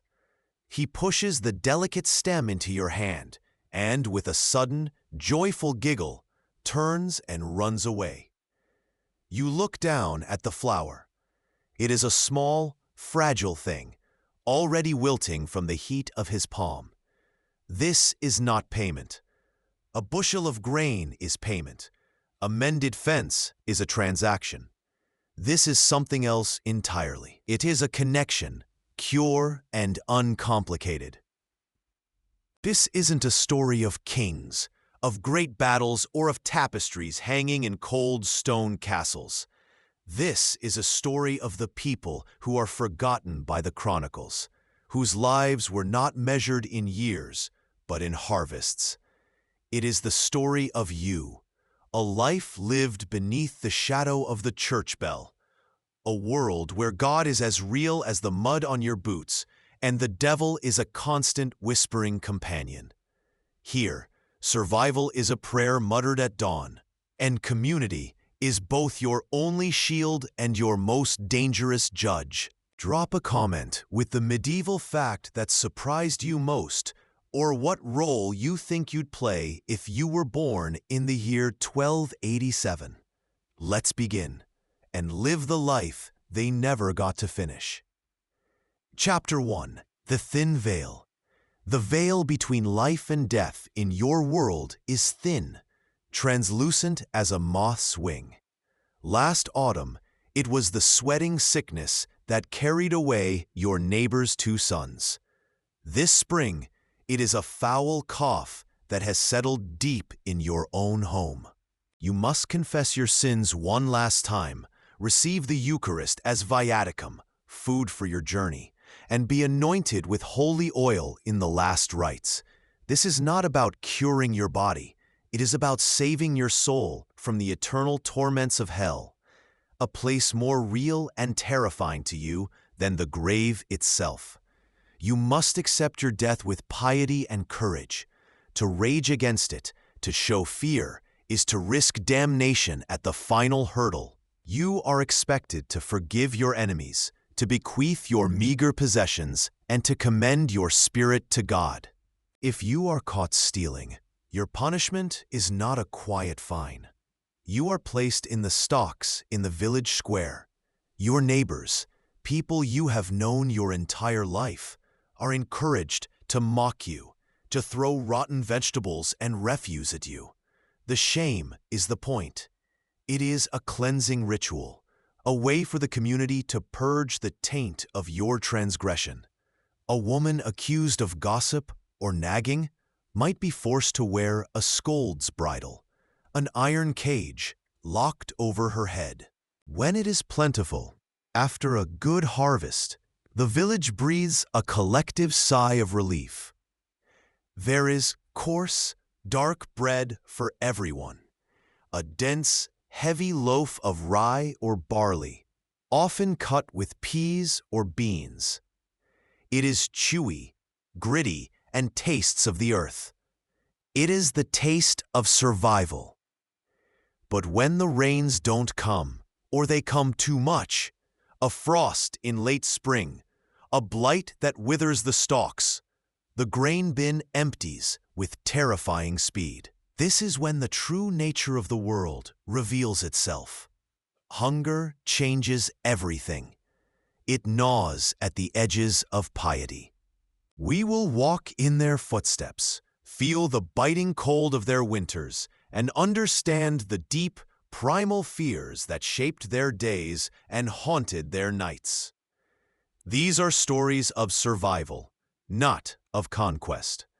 They are about the texture of life itself, the grit of barley bread, the weight of a water bucket, the sting of a splintered finger, and the desperate hope of a prayer whispered into the dark. We will explore how their beliefs, their superstitions, and their rituals were not signs of ignorance, but tools for survival in a world they could not control. Each birth is a roll of the dice, a prayer cast into the darkness. Will the baby come out breathing, or will it be blue and still, another soul lost on the journey? Will the mother survive the torrent of blood that follows, or will childbed fever, the invisible demon, creep in a week later to claim her? You rely on your own two hands, your experience, and a hefty dose of ritual. A handful of dried apples, a treasure in the lean months. The gratitude is a warm cloak against the constant, gnawing chill of your solitude. It feels, for a moment, like acceptance, like belonging. But you know how a cloak can become a shroud. You see it in their eyes. Their gratitude is tangled with awe, and awe is a close, dangerous cousin to fear. At the market, you hear the whispers, meant to be secret, but carried on the wind like burrs. How did she know? A woman murmurs, her hand covering her mouth. The fundamental human need for a steady hand in the face of chaos remains utterly unchanged. It's the universal human cry into the void when a loved one is suffering.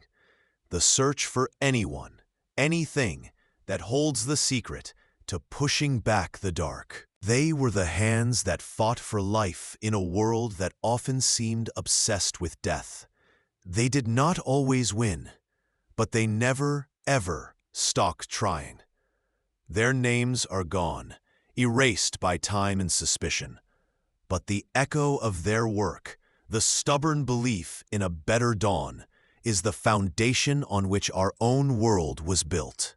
You had sat with him for 3 nights, forcing him to drink willow bark tea and wiping his brow with cool cloths, ignoring his father's grim certainty that a demon had taken root in his chest. Now the boy is a wisp of a thing, still pale as winter sun, but his eyes are bright, impossibly alive. He skids to a halt before you, breathing in little gasps. He doesn't say a word. He doesn't need to. The Section 1 Introduction. The silence of a medieval morning is not empty. It's filled with the low groan of a cow in a nearby byre, the distant scrape of a wooden pail on stone, the shiver of your own breath in the cold air.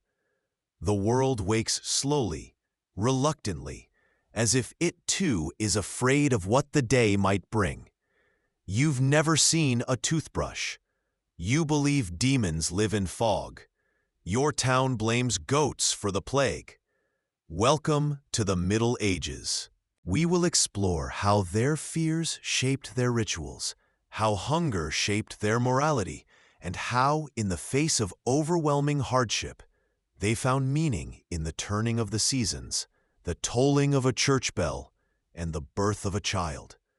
If you love immersive, real storytelling about survival, belief, and forgotten lives, hit like and subscribe.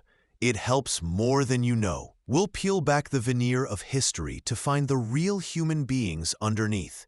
People not so different from us, who simply had to answer life's oldest questions with a different set of tools. To die a good death, an ars moriendi, is the ultimate goal. As your final illness takes hold, your family does not leave you alone. They gather around your bed, along with neighbors and the priest. Your dying is a communal spectacle, a final lesson for the living. The room becomes a spiritual battleground. Angels and demons, invisible to all but you, are said to be fighting for your soul. The priest holds a crucifix before your eyes, a shield against the temptations the devil will now throw at you in your weakest moment. Despair, impatience, spiritual pride. Asterisk. You are a public business is a modern invention. In your world, there is no privacy. Your house has 1 to 2 rooms, shared with your entire family. The walls are thin. Your neighbors know when you argue, when you are sick, when you have food, and when you do not. But the surveillance runs deeper than mere proximity. Your sins are not a private affair between you and God. They are a sickness that can infect the entire community. We are still just trying to restore a sense of balance in a body we don't fully understand. Section 6. The weight of bread. The center of your world is not a king's throne or a bishop's cathedra. It is the grain bin. Its fullness or its emptiness dictates the morality, the charity, and the fear of your entire community. Your life is a constant, year-long battle to fill it. Bread is not a simple food. It is a sacrament, the staff of life. In the most literal sense. You don't know if it works, but you know the gnawing fear you feel when you forget. You've never seen a toothbrush. You believe demons live in fog. Your town blames goats for the plague. Welcome to the Middle Ages. This is not a story of kings and queens, of epic battles fought for glory and gold. This is sleepy history. We are here for the quiet lives, the forgotten people who were born, who loved, who feared, and who died in a world lit only by fire and faith. You know the language of the body better than any scholar knows his Latin. You read the signs in the tightening of a stomach, the catch in a breath, the shifting of a hip. This is knowledge not written in books, but passed down through hands and whispers, a legacy of touch and instinct. You know the rhythms of labor, the feel of a baby's head crowning, the slick, bloody miracle of a new life entering the world. But you also know the terrifying fragility of this moment. You have won. You have walked into the heart of the shadow, stared into the abyss of sickness, and wrestled a small, ordinary soul back from its edge. In the days that follow, the village changes. When you walk to the well, people no longer avert their eyes. They smile. The smiles are hesitant, wide, a little fearful, but they are smiles nonetheless. On your doorstep, you find gifts. A clutch of 6 speckled eggs, nestled in a bed of clean straw, a small pail of milk, still creamy and warm from the evening's milking. We scoff at such fears, confident in our double-blind studies and chemical analyses. But consider the comfort of a trusted doctor's calm demeanor, the ancient ritual of a prescription written in a language we don't understand, the absolute belief that a small white pill, by its very existence, will make us well. We have merely replaced whispered charms with Latin terms and the authority of a starched white coat. Ask yourself, is it the medicine that heals us, or the faith we place in the ritual of being healed? This midnight summons is not an appeal to charity. It is a bargain born of terror. He is trading the safety of his soul, risking the priest's eternal condemnation for the fragile chance of his son's next breath. And you are the arbiter of that terrible trade. We see its echo today, not in a midnight knock, but in the frantic 3 a.m. Google search for symptoms, the desperate, trembling call to an after-hours clinic. The language has changed, but the underlying fear of chaos remains. Your hands, which knew the secrets of poison and of cure, were never truly clean. They were stained with the dirt of the good earth, the blood of birth, and the grime of sickness. But they were also stained with the judgment of man, the suspicion in a neighbor's eye. And yet, for all that, they were the hands that people reached for in the dark. They were the hands that ground the root and held the cup. Fear is a cold plague of the soul, and you can feel its chill seeping into your bones. The villagers see your knowledge not as a gift from God, but as a perilous pact with something older, something that lurks in the deep woods and sour milk. Then a small figure comes running, his bare feet slapping against the damp earth. It is the woodcutter's son, the boy you pulled back from the brink of a lung fever just a fortnight ago. It's in the stubborn resilience of the human spirit that refuses to be completely broken by hardship, that finds a way to stitch together a worldview that helps it survive the night. Their names are lost to the soil, but the echoes of their fears, their hopes, and their stubborn refusal to be erased are the quiet foundation on which our world is built. This is a story of the quiet, the forgotten, the vast majority. It's the story of survival etched into the lines on your hands, of faith and fear living side by side in your heart. This is Sleepy History, where we listen for the whispers of ordinary people who lived, loved, and died in a world both brutal and beautiful.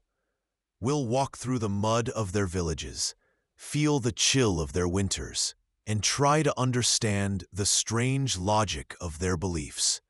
A logic born from a life lived on the knife's edge of existence.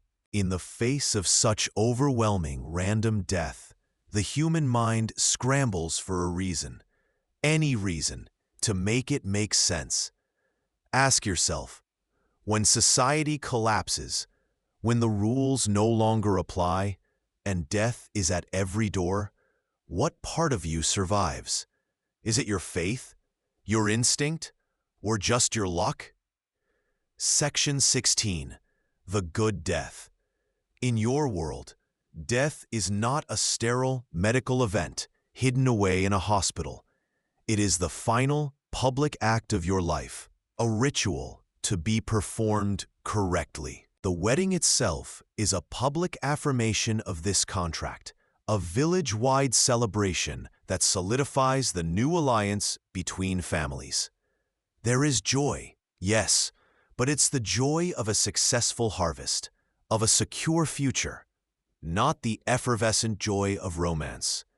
Was this cold pragmatism a source of misery, or did it create a different kind of bond? A partnership forged not in passion, but in the shared, unyielding struggle for survival. A loyalty born of mutual dependence. It gives you a sense of control in a world where true causes are invisible. A failed harvest might be God's will, but your own sickness is a personal imbalance, something that can be actively, if painfully, addressed. This is how fear shapes knowledge. The terror of a sudden, inexplicable illness is so great that any explanation, any ritual of control is better than none at all. Ask yourself, when our own modern cures fail, when we turn to alternative diets or unproven supplements, are we so different? Chapter 1. Introduction. The first splinter of dawn cracks the darkness, but it brings no warmth. You pull the rough wool of your blanket tighter, the smell of wood smoke, sweat, and damp earth clinging to it like a second skin. Outside, a dog barks, a sharp, lonely sound that is quickly swallowed by the silence. You performed the ritual just last night, a pinch of salt thrown over your left shoulder to ward off the nameless things that travel on the night air. It is a small magic, a quiet prayer against a world that feels vast and hungry. A mother-to-be, her face pale and slick in the flickering candlelight, is held by her own mother. Neighbors murmur prayers in the corner, their hands busy mending, their minds weaving a net of protection against the things that lurk outside. The men have been cast out. The father, the brothers, the priest, all are forbidden. This is not their domain. This is a secret, sacred world of female power and pain, and you are its high priestess. You have delivered dozens of babies, perhaps more than you can count. Her voice is a raw, ragged thing, thick with an emotion so vast it has no name. He asked for water. These simple words are a victory chant. He asked for water. It is the language of the living. In that moment, the stone on the village's chest shatters. The fever has broken. The awful, rattling tide that filled his lungs has receded. You look down at your own hands, at the dirt beneath your nails, the faint green stain from the yarrow you crushed. And for a second, you feel a surge of something hot and powerful. But the combination, the whispered charm over a bubbling pot, the gathering of roots by moonlight, smacks of something else. It is a liminal magic that frightens them, because it suggests you are not merely asking for God's intercession. It suggests you are commanding the world's hidden forces, bypassing the formal architecture of faith to deal with power directly. To them, you are wielding a key you were never meant to possess.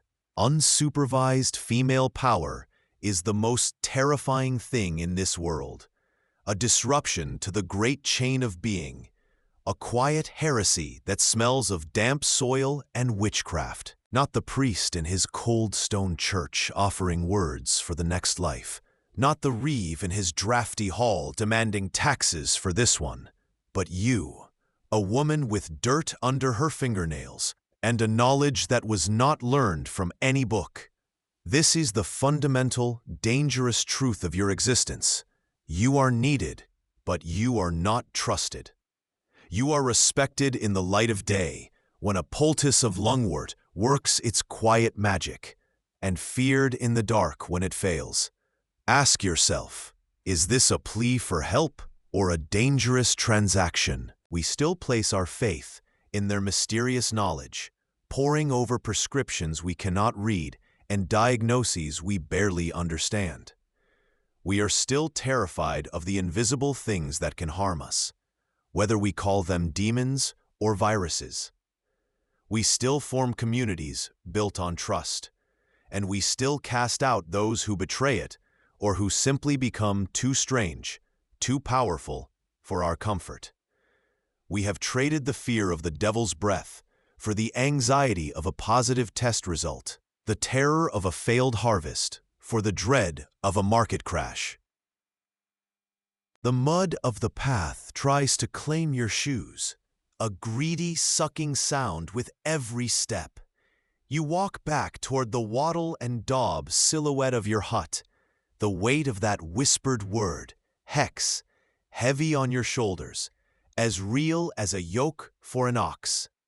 It was muttered by the weaver's wife as you passed, a venomous little seed planted in the air. The world, which felt so full of fragile hope this morning, now seems a hostile place again, its edges sharpened by suspicion. Every shadow hides a glint of malice. Every curtain twitches with judgment. Their names are lost, buried under centuries of soil and forgotten records. They are the silent majority of human history. Yet something of them is still here, inside us. Their legacy is in the turn of a phrase, the instinct to knock on wood, the ghost of a pagan festival in our holiday calendar. It's in the deep, primal comfort of a ritual, any ritual, in a time of crisis. The scent of wet wool and wood smoke is the first thing you know of the world. It clings to the damp stone walls of your home, a single room where your family sleeps, eats, and prays. Outside, a pig squeals, and the distant, rhythmic clang of the blacksmith's hammer is the heartbeat of your morning. You've never seen a toothbrush. You believe demons live in fog.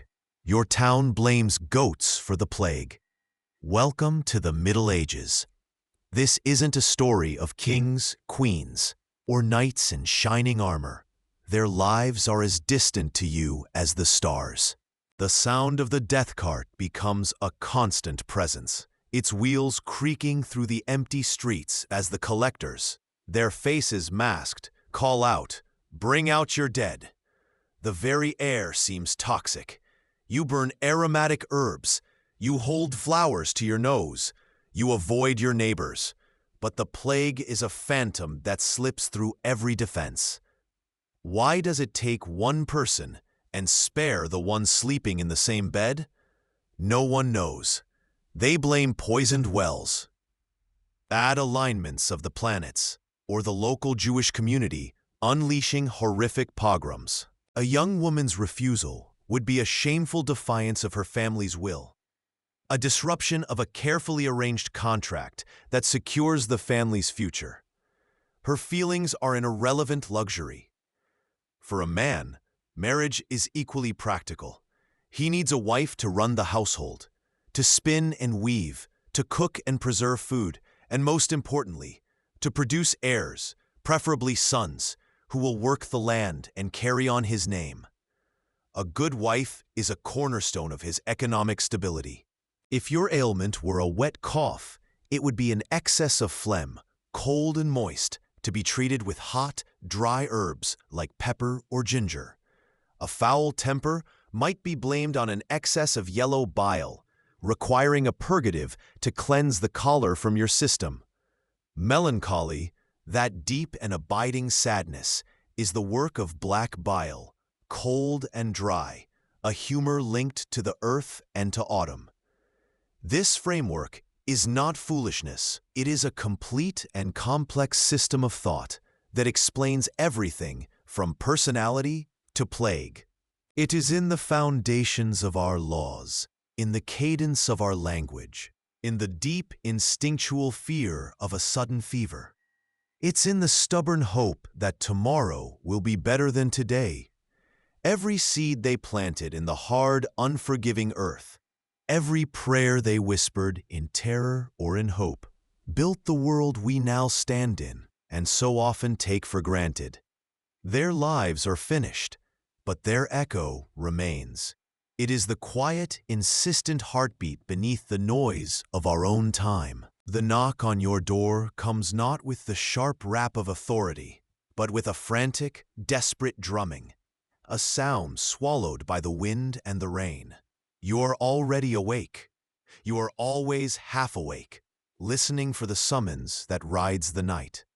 You are the midwife, and a soul is trying to find its way into this world. You arrive to a room that feels like a sealed vessel, thick with the scent of sweat, wood smoke, and something metallic and primal. It is a world of women. She simply appears in your doorway, a frantic apparition framed by the gray afternoon light. Her face is a ruin, streaked with the salt of tears and the grime of a 3-day vigil. But her eyes blaze with a terrifying, brilliant light. She shoves a small, round loaf of bread into your hands. It is impossibly warm, the heat sinking through your palms and into the chill of your bones. Steam rises from its cracked crust, a fragrant ghost. "He woke," she says, and the words are not spoken, but torn from her throat. It is an irrelevant distinction, a luxury for a mind not consumed with survival. You do what works. You do what has been done since the first woman watched her child shiver and vowed to bargain with the world to make it stop. This blend of practical herbalism and folk magic is your greatest strength and your most profound danger. The villagers bring you their sick when the priest's prayers and the barber surgeon's bleeding have failed. They understand herbs for the cooking pot, a sprig of rosemary for remembrance. They sanction prayer to the saints. He looks at you not as a neighbor, but as a last resort, a pilgrimage to a forbidden shrine. You are the one who walks the line between prayer and poison, between the accepted remedies of the earth and the dark whispers of witchcraft. His desperation has made him brave enough, or foolish enough, to seek you out in the dead of night, a time when honest folk are meant to be asleep, safe from the things that walk in darkness, things some say you bargain with. In this moment, you are the most powerful person in his world. You live in an age of absolute faith, yet your work is a testament to the power of doubt. The doubt that prayer alone is enough, the doubt that the world is as simple as the priest claims it is. You are a scientist in a world of superstition, an empiricist in an age of dogma. You observe, you test, you learn. You fail, and you learn more. Have we truly evolved beyond your world? Or have we just built a more elaborate stage for the same human drama? We still seek out healers. Though we call them doctors and therapists, their names are lost to the mud and the rain. But the echoes of their fears, their hopes, and their quiet endurance are written into the very foundation of our own anxious world. We are the harvest of their silence. We see that their superstitions were simply their attempts to impose order on a chaotic world, no different than us obsessively checking the news or tracking a storm on an app. Their blended faith was not a sign of confusion, but of a deep, practical wisdom. Take help wherever you can find it. Their lives were not simple. They were condensed. All of life's great struggles, birth, death, love, fear, hope, were played out in a smaller, more intense arena. And what remains of them? Almost nothing. No statues were carved in their honor. A reminder that you are not a master of nature, but a single, fragile note in its unforgiving, eternal song. The world you knew dissolves. The bonds of community, forged over centuries, snap in a matter of days. The priest tells you it is a punishment for your sins, and people flock to the churches, whipping themselves in frantic processions of flagellants, hoping to appease an angry God. But God is not listening. The sick die in their homes, their bodies left to rot, because no one dares to touch them. A mother will abandon her child, a husband his wife. The fear is so absolute that it burns away all love, all duty. The process is a negotiation between families. Is the dowry sufficient? A few acres of land, a cow, a set of linens, a small sum of money. These are the things that matter. Her value is measured in her potential for labor and her proven fertility. A strong back for the field and wide hips for childbearing are her most prized assets.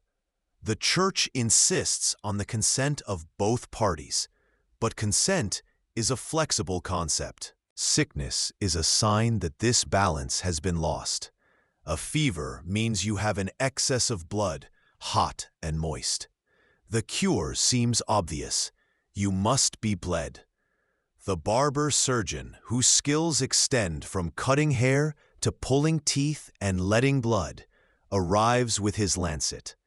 He makes a small, sharp incision in your arm, and your vital fluid drains into a bowl, growing dark as it cools. You feel weaker, lightheaded, but this is seen as a sign that the treatment is working. The excess heat is leaving your body. The loneliness of the specialist you felt is echoed in the modern scientist or therapist. The fear of the unknown that made them bar their doors at night still fuels our anxieties today, just in different forms. We are more connected than ever, yet we still seek rituals to give our lives meaning, still tell stories to ward off the darkness. They are not as far away as we think. Their legacy is not carved in stone or written in gilded books. The guilt, the second-guessing, the what-ifs, these are the same ghosts that haunted your medieval nights. We have just found new ways to rationalize their presence, to give them Latin names and file them away. Ask yourself this: does a system that forgives a mistake ever truly quiet the ghost? Or does it just teach you to live with the haunting? Each time the wind rattles the ill-fitting door, you flinch, expecting the priest, his face a mask of solemn duty, to announce that another soul has fled its mortal cage. You don't pray. Prayer is a bargain, a plea sent up to a distant, silent God. What you did was different. It was a fight waged here, on the ground, with bark and root and whispered knowledge passed down from a mother you barely remember. Then she is there. The woodcutter's wife doesn't knock. In a world bound by custom and deference, she breaks the first rule. First, a paternoster, for the priest would approve of that. It is a shield, a sanctioned appeal to the heavens. But then, your voice drops to a whisper, and the words become older, softer, belonging not to Latin, but to the soil itself. You are asking the plants to be merciful. You are honoring their spirit. Is it the salicylic acid in the willow that will break the fever, or the sanctity of the ritual that will banish the sickness? You do not know. You do not even ask the question. His face, usually ruddy and slow to emotion, is a pale, bloodless mask in the moonlight. His big, capable hands, the ones that can turn an oak tree into firewood, tremble like a leaf. "It's my boy," he gasps, his words tumbling out in ragged, white clouds of breath. The fever, his chest, it rattles. He doesn't say the word death, but it hangs between you, a tangible, cold presence, an unwelcome third guest. This is a man who wrestles nature for a living, but he is utterly helpless against the invisible enemy invading his son's small body. As dusk falls, you sit by your hearth, the small blue flower in a cup of water on your table. The fire casts your shadow, huge and distorted against the wall. To the village, that shadow is a source of both hope and fear. It is the shadow of the healer, the witch, the wise woman. But to you, it is just the shadow of a woman trying to survive, using the only tools she has: knowledge, courage, and a deep, abiding understanding of the earth. They were trying to make sense of the storm just as we are. And what remains of them in us? More than we think. That deep, primal fear of the whisper. The instinct to close ranks, to find a scapegoat, to cast out what is different or frightening. The terror of being misunderstood and condemned by the mob is a dark inheritance, a thread that runs unbroken from their world of mud and shadow to our world of glass and light. They are gone, but their anxieties are woven into the fabric of our own. Their survival depended on a different kind of intelligence, an intimate knowledge of the land, a deep reading of the seasons, and a complex negotiation of the spiritual world. They had to balance the demands of their Lord, the doctrines of the Church, and the whispers of ancient folklore, all while trying to keep their children fed.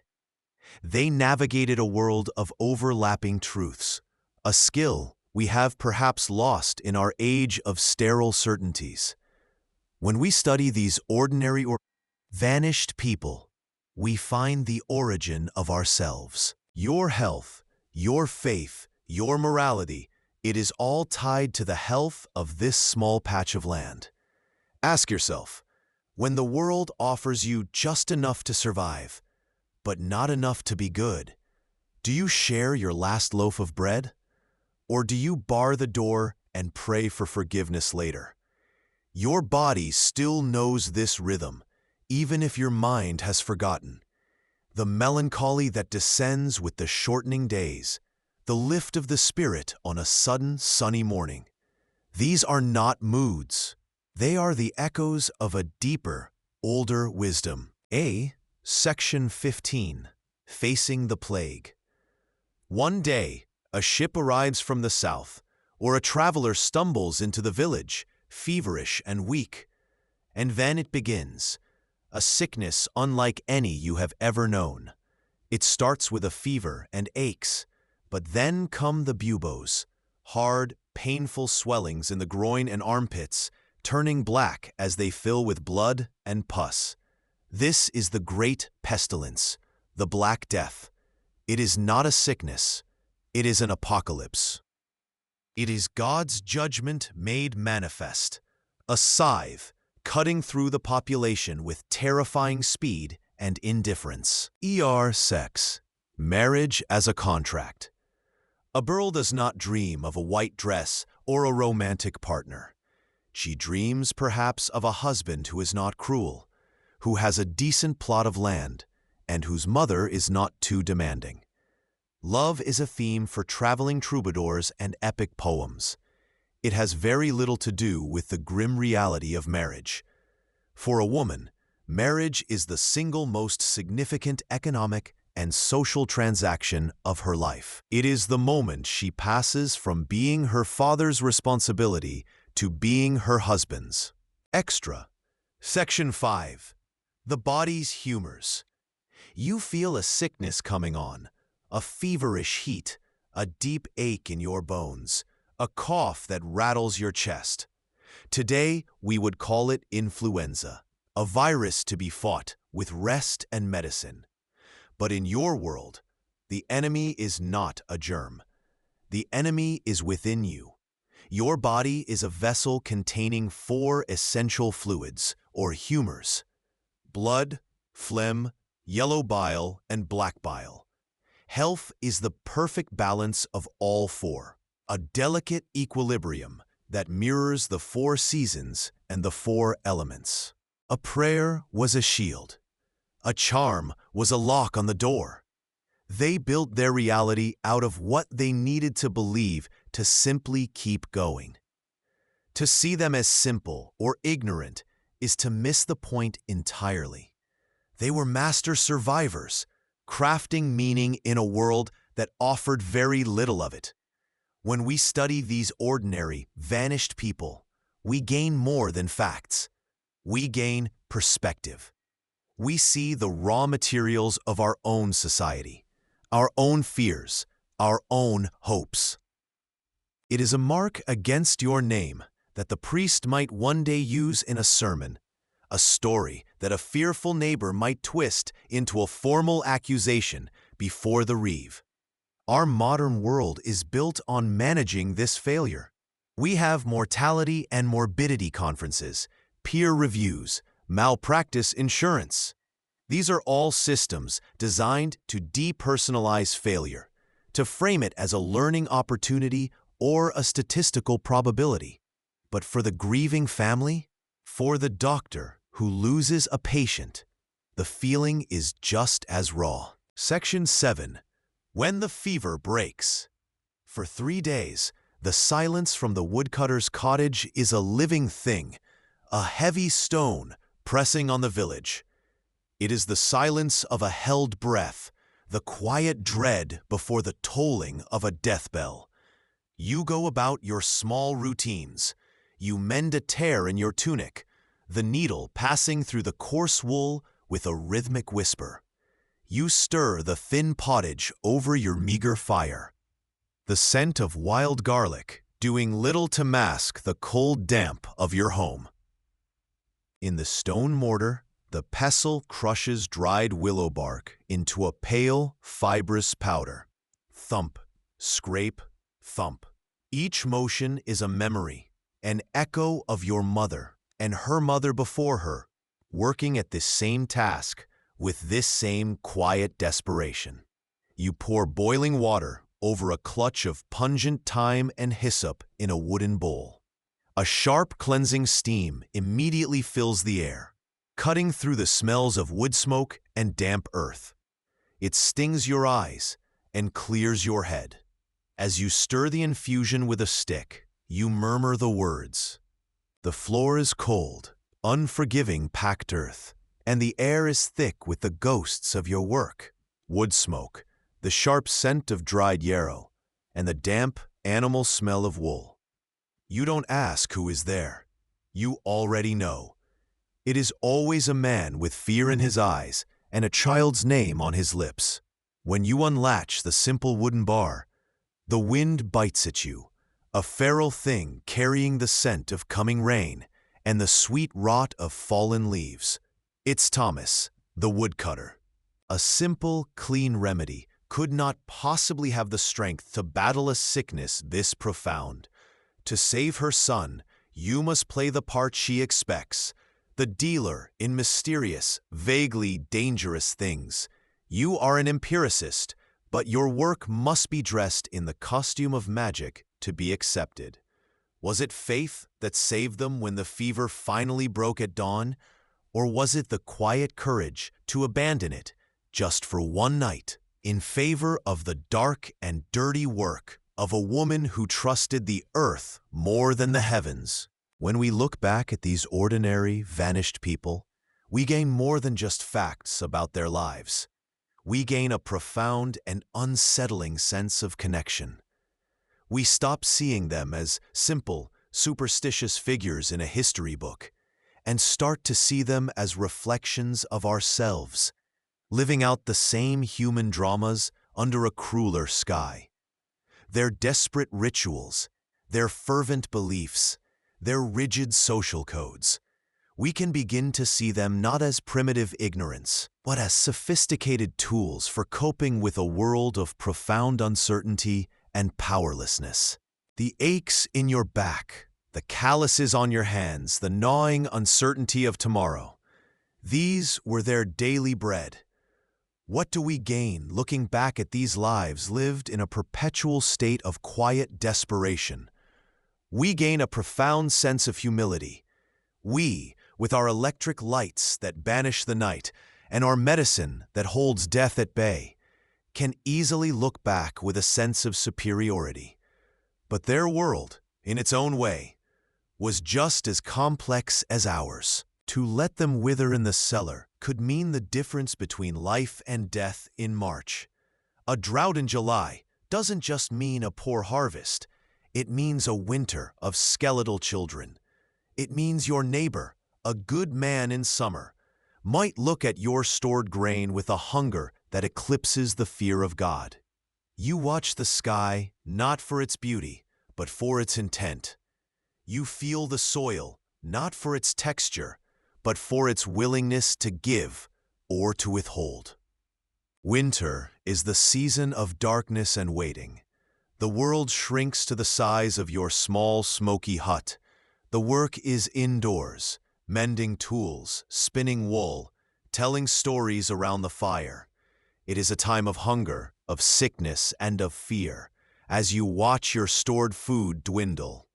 Life is not a steady line, but a cycle of near starvation, frantic work, brief celebration, and grim endurance. You did not live in a year. You survived it. In times of famine, he is expected to open his own storehouses, however reluctantly, to keep his workforce from starving. It is a system of profound dependency, a cage of security. You have no liberty, but you have a place. You have no choice, but you have no uncertainty. Your path is laid out for you from birth to death.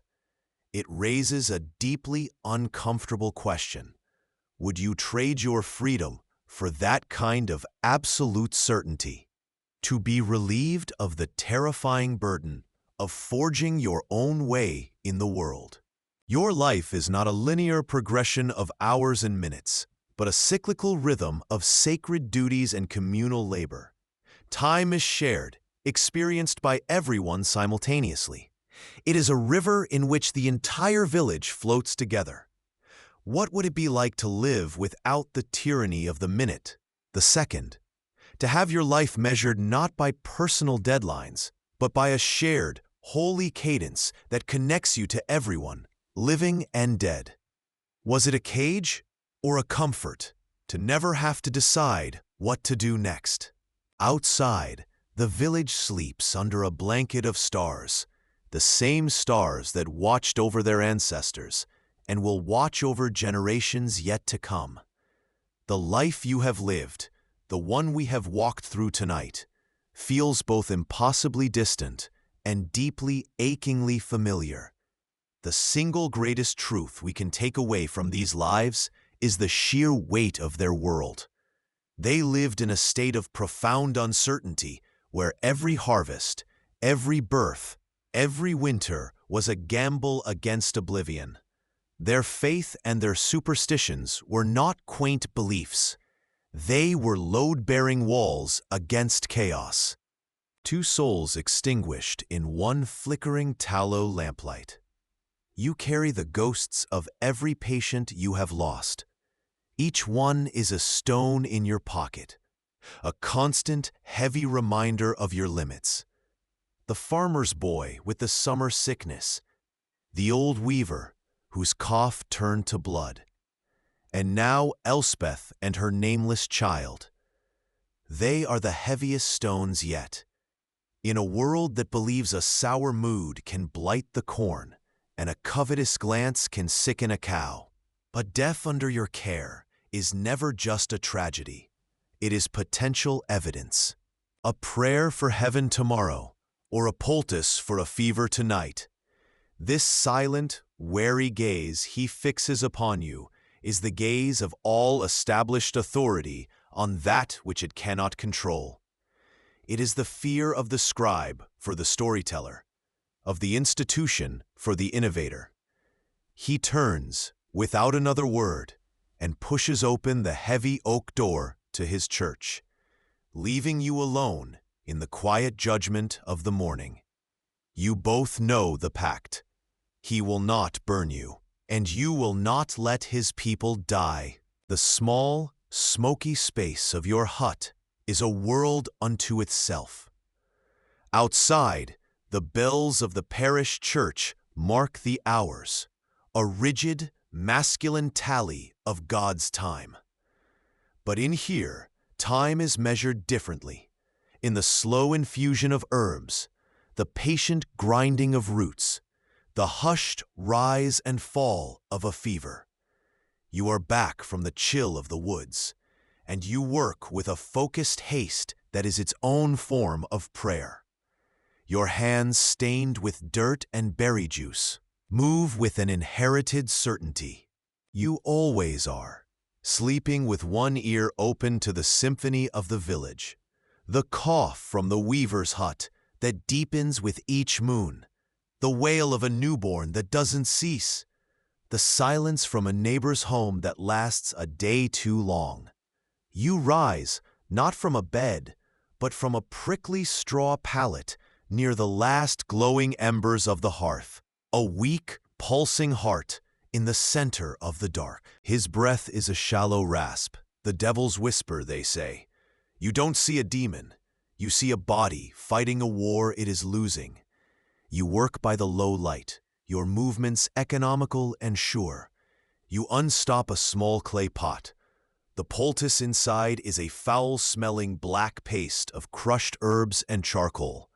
As you spread it on the boy's chest, the mother flinches at the scent. It smells of the swamp, of decay. And this, ironically, is what reassures her. In her world, a powerful cure must be an ordeal. It must be unpleasant, a penance. It was the hands that would help you raise a barn, the neighbors who would share their grain in a famine, the collective strength that stood against the vast, dark unknown. But that same community was a prison of perception. Your survival depended not on the truth of who you were, but on the story your neighbors chose to believe. One whisper, one doubt, one moment of fear, and the hands that held you up could be the same ones to cast you out. Culture is not a fortress. It is a river, absorbing and assimilating everything it touches, ensuring that the old ways are never truly lost, but merely transformed for the journey ahead. Chapter 3. The Quiet Foundation. The sun sets.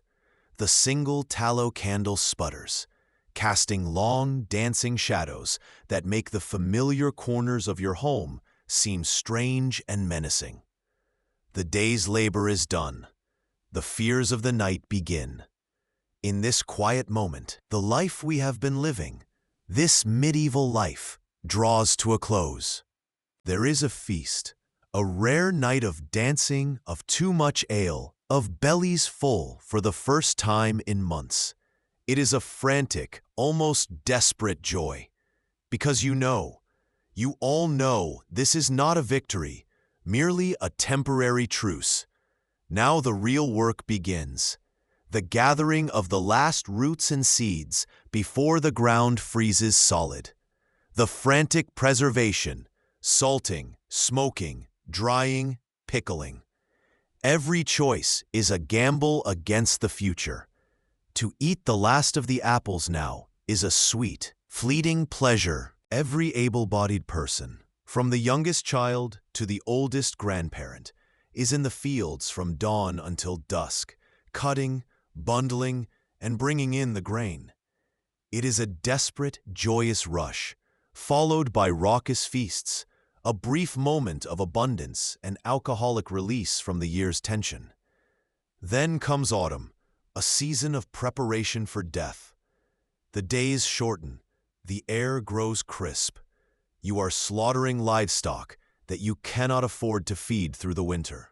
Salting and smoking the meat, storing root vegetables, mending clothes, preparing the cottage for the coming cold.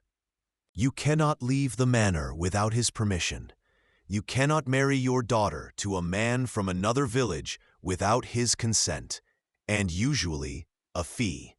He is your judge, your lawmaker, and your protector. Your life is a tapestry woven with threads of obligation you did not choose. And yet, this is not slavery. There is a brutal but clear reciprocity. In exchange for your labor and your loyalty, the Lord provides protection. His castle is a refuge in times of attack. His knights are a shield against bandits and raids. They tell you when to work, when to pray, when to eat and when to sleep. They toll for weddings, a joyous, chaotic peal. They ring in a slow, mournful cadence for funerals, each strike a heavy footstep on the path to the grave. But the bells also speak a language of fear. A frantic, unscheduled ringing means fire or an attack. It is an alarm that sends a jolt of pure adrenaline through the village, a sound that means drop everything and run. This sonic landscape shapes your very perception. This is the loneliness of the specialist, the curse of the one who knows too much. Ask yourself, is knowledge a fortress that protects you or a cage that isolates you? For you, it is both. The secrets you carry are stones in your pocket, a constant weight that reminds you with every step that you walk this path alone. Section 17, Wind Down, Reflective Close. The fire in your cottage burns low, casting long, dancing shadows on the wall. The herbs hanging from the rafters release their dusty, potent scent into the quiet air. Failure is not a medical outcome here. It is a personal verdict delivered by the community. The blacksmith's wife, her name was Elspeth. You can still feel the terror in the room, thick as wood smoke. The baby was turned, a breach of fate itself. You did everything your mother taught you, everything her mother taught her.